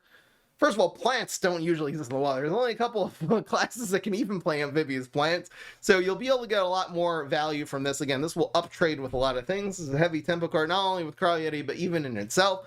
This will, again, be able to freeze something and make a good trade against it. If it's upgrading against a pirate, so its base stats used to be 4/4, now it's only 4/3, but if you upgrade it, now it's going to be 5/4. It's going to get a 1/1 buff if you're playing this onto a pirate. This is a lot more of a useful card again, because this can always get value when played on the board. It's still only freezing cards they played the turn before, but teleporting this in, man, this is going to be a big deal. Teleporting this in, it's like automatic control. It's automatic value. Teleporting this in. I love it. And the card still says instead, Blowgun Imp. 5 costs 3-4. It's not going to make any difference. That was not the problem. Make this 4-3. Make this 5-3. It's a strike through card. Make it do some damage. You know, we got to see. No. 4 health. Who cares, man? Who cares? Was nothing, still is nothing. No one cares. Terrible buff. Cursed Gargolith is a really fun card. It does more now. They took the 2 steel block meter from Monkus Pirate and they gave it to Cursed Gargolith. So this is going to steal 2 sections to the plant block meter.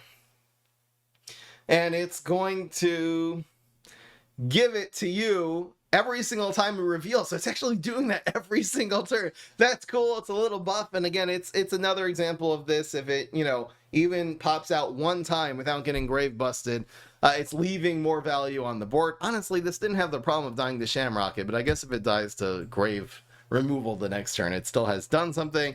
Again, Guardian's nerfed, so this card is buffed. That's awesome.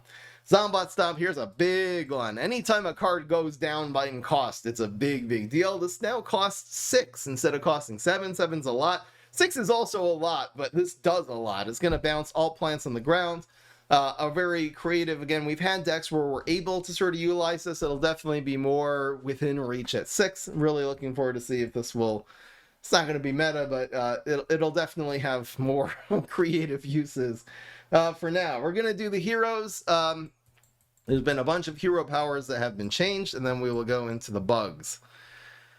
Oh, this is a long video. All right, first of all, we got, in absolutely no particular order, we got Dance Off. They got the same buff as the Morspore on the plant side. Now you're going to be able to select the lane of the first backup dancer, and the second one will appear randomly. This is a pretty big deal, especially again when you block, to be able to save yourself, during the attack phase, being able to save damage going face. I like it. That's a nice little buff to a card that, again, it's pretty weak. Now it just does more.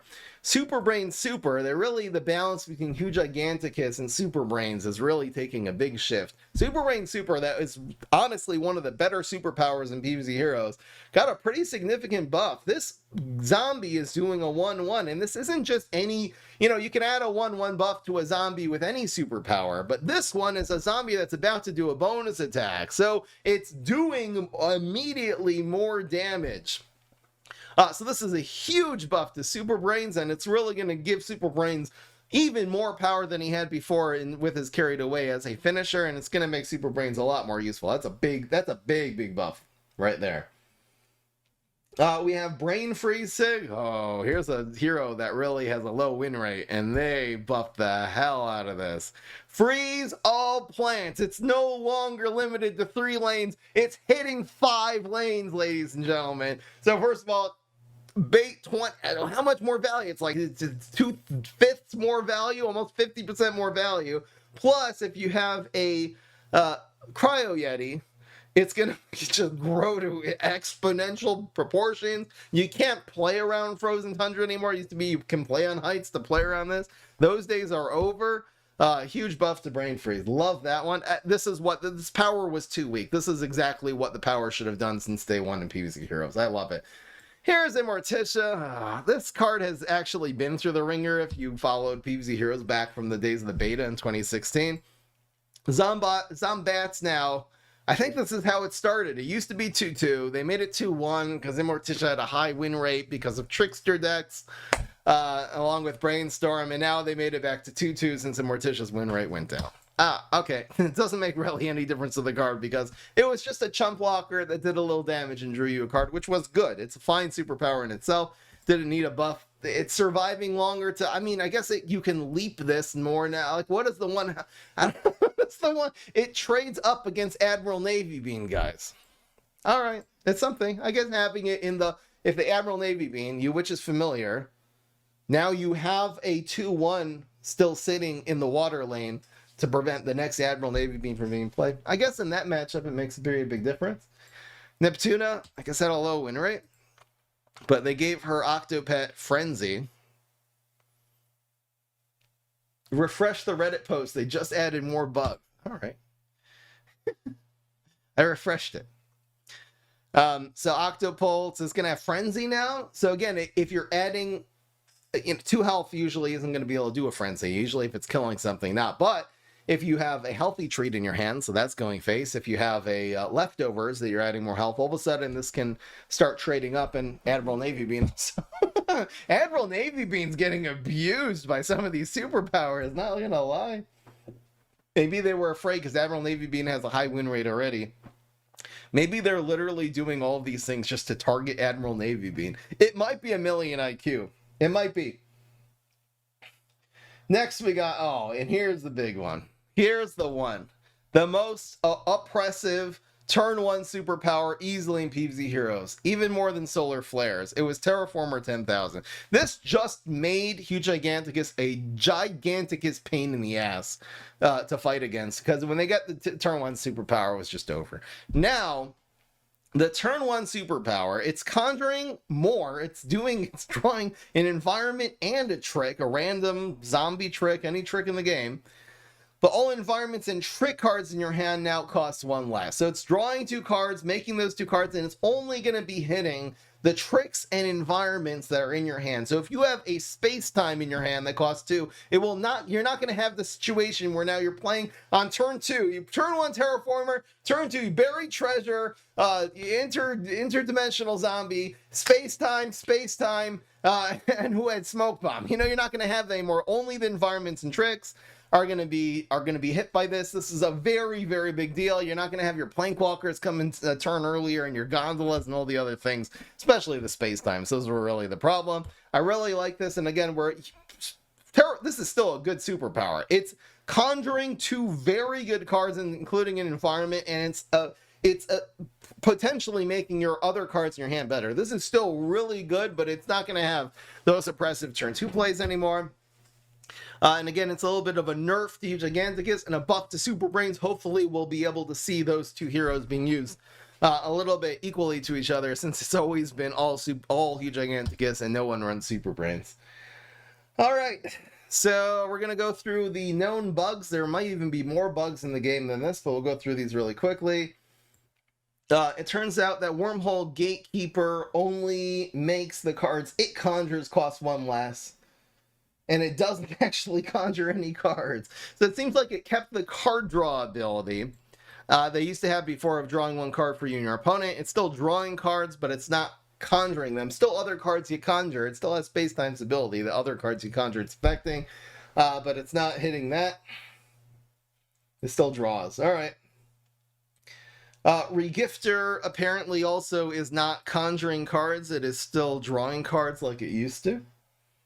The buffs and the debuffs are applying, so your opponent is getting nerfed and your card is getting buffed, but it's cards you're drawing from your deck, which isn't bad. It's still playable. It seems like most of these glitches are actually still, the game is playable. They're just not working as intended. All right, next we got Wintermelon. So Wintermelon is being goofy. This is supposed to be freezing a zombie when you play it. You'll be able to select a zombie now. It's just freezing a random plant. So your plant is freezing another plant. And if they have a Cryo Yeti on the board, it's growing? I don't know. But yeah, that's obviously a bug.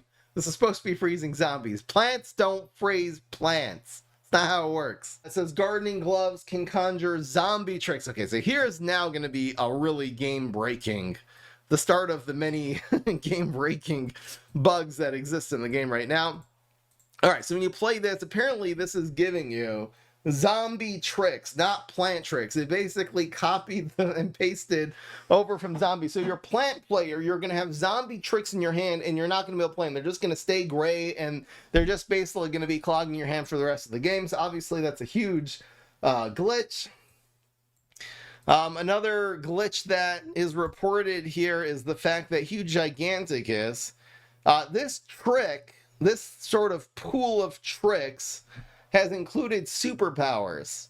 So that's going to be a problem. I wonder if that is also copy and pasted over from like Terrify. They also said we're going to conjure a trick. I wonder if that's also making superpowers. Obviously, you need to test it a million times to see that. But obviously, this should not be making zero-cost superpowers like a space-time quasar. It should just be making tricks. All right. So now here's some. Now we're getting to the real game-breaking ones. Shield Crusher Viking.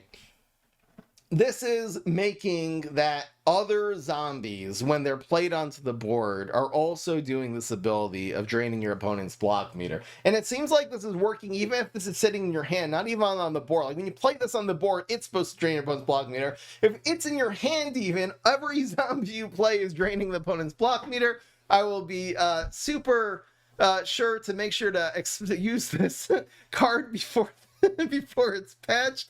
You know, this isn't like a full gaming team making PvZ Heroes. This is one or two guys who, you know, got their act together and actually implemented a patch in the game. Whoever you are, by the way, shout out. I'm complaining and making fun and misinformed decisions, but like, thank you. Thank you. Thank you for this on behalf of the entire PvZ Heroes community, with one or two exceptions. I can basically say, thank you from everyone for doing this. You know, and making something to change, something to really just spark our creativity and to be able to really, like, you know, bring players back to the game, make people excited about something that's really, I mean, absolutely meta-defining, huge wholesale changes to the game. This is almost, you know, the second best thing to getting a whole new card set. I mean, this is a really, really big deal.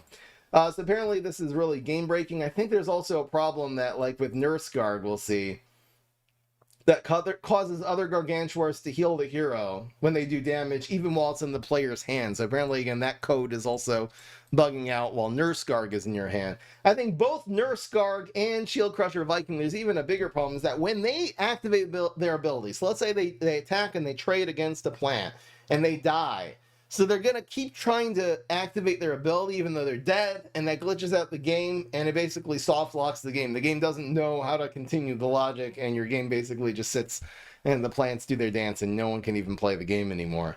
So this definitely a reported soft lock. We'll definitely attempt to... we'll definitely attempt that. Nibble. Seems like it's still healing. It's not supposed to heal anymore. It's supposed to conjure. It is still healing.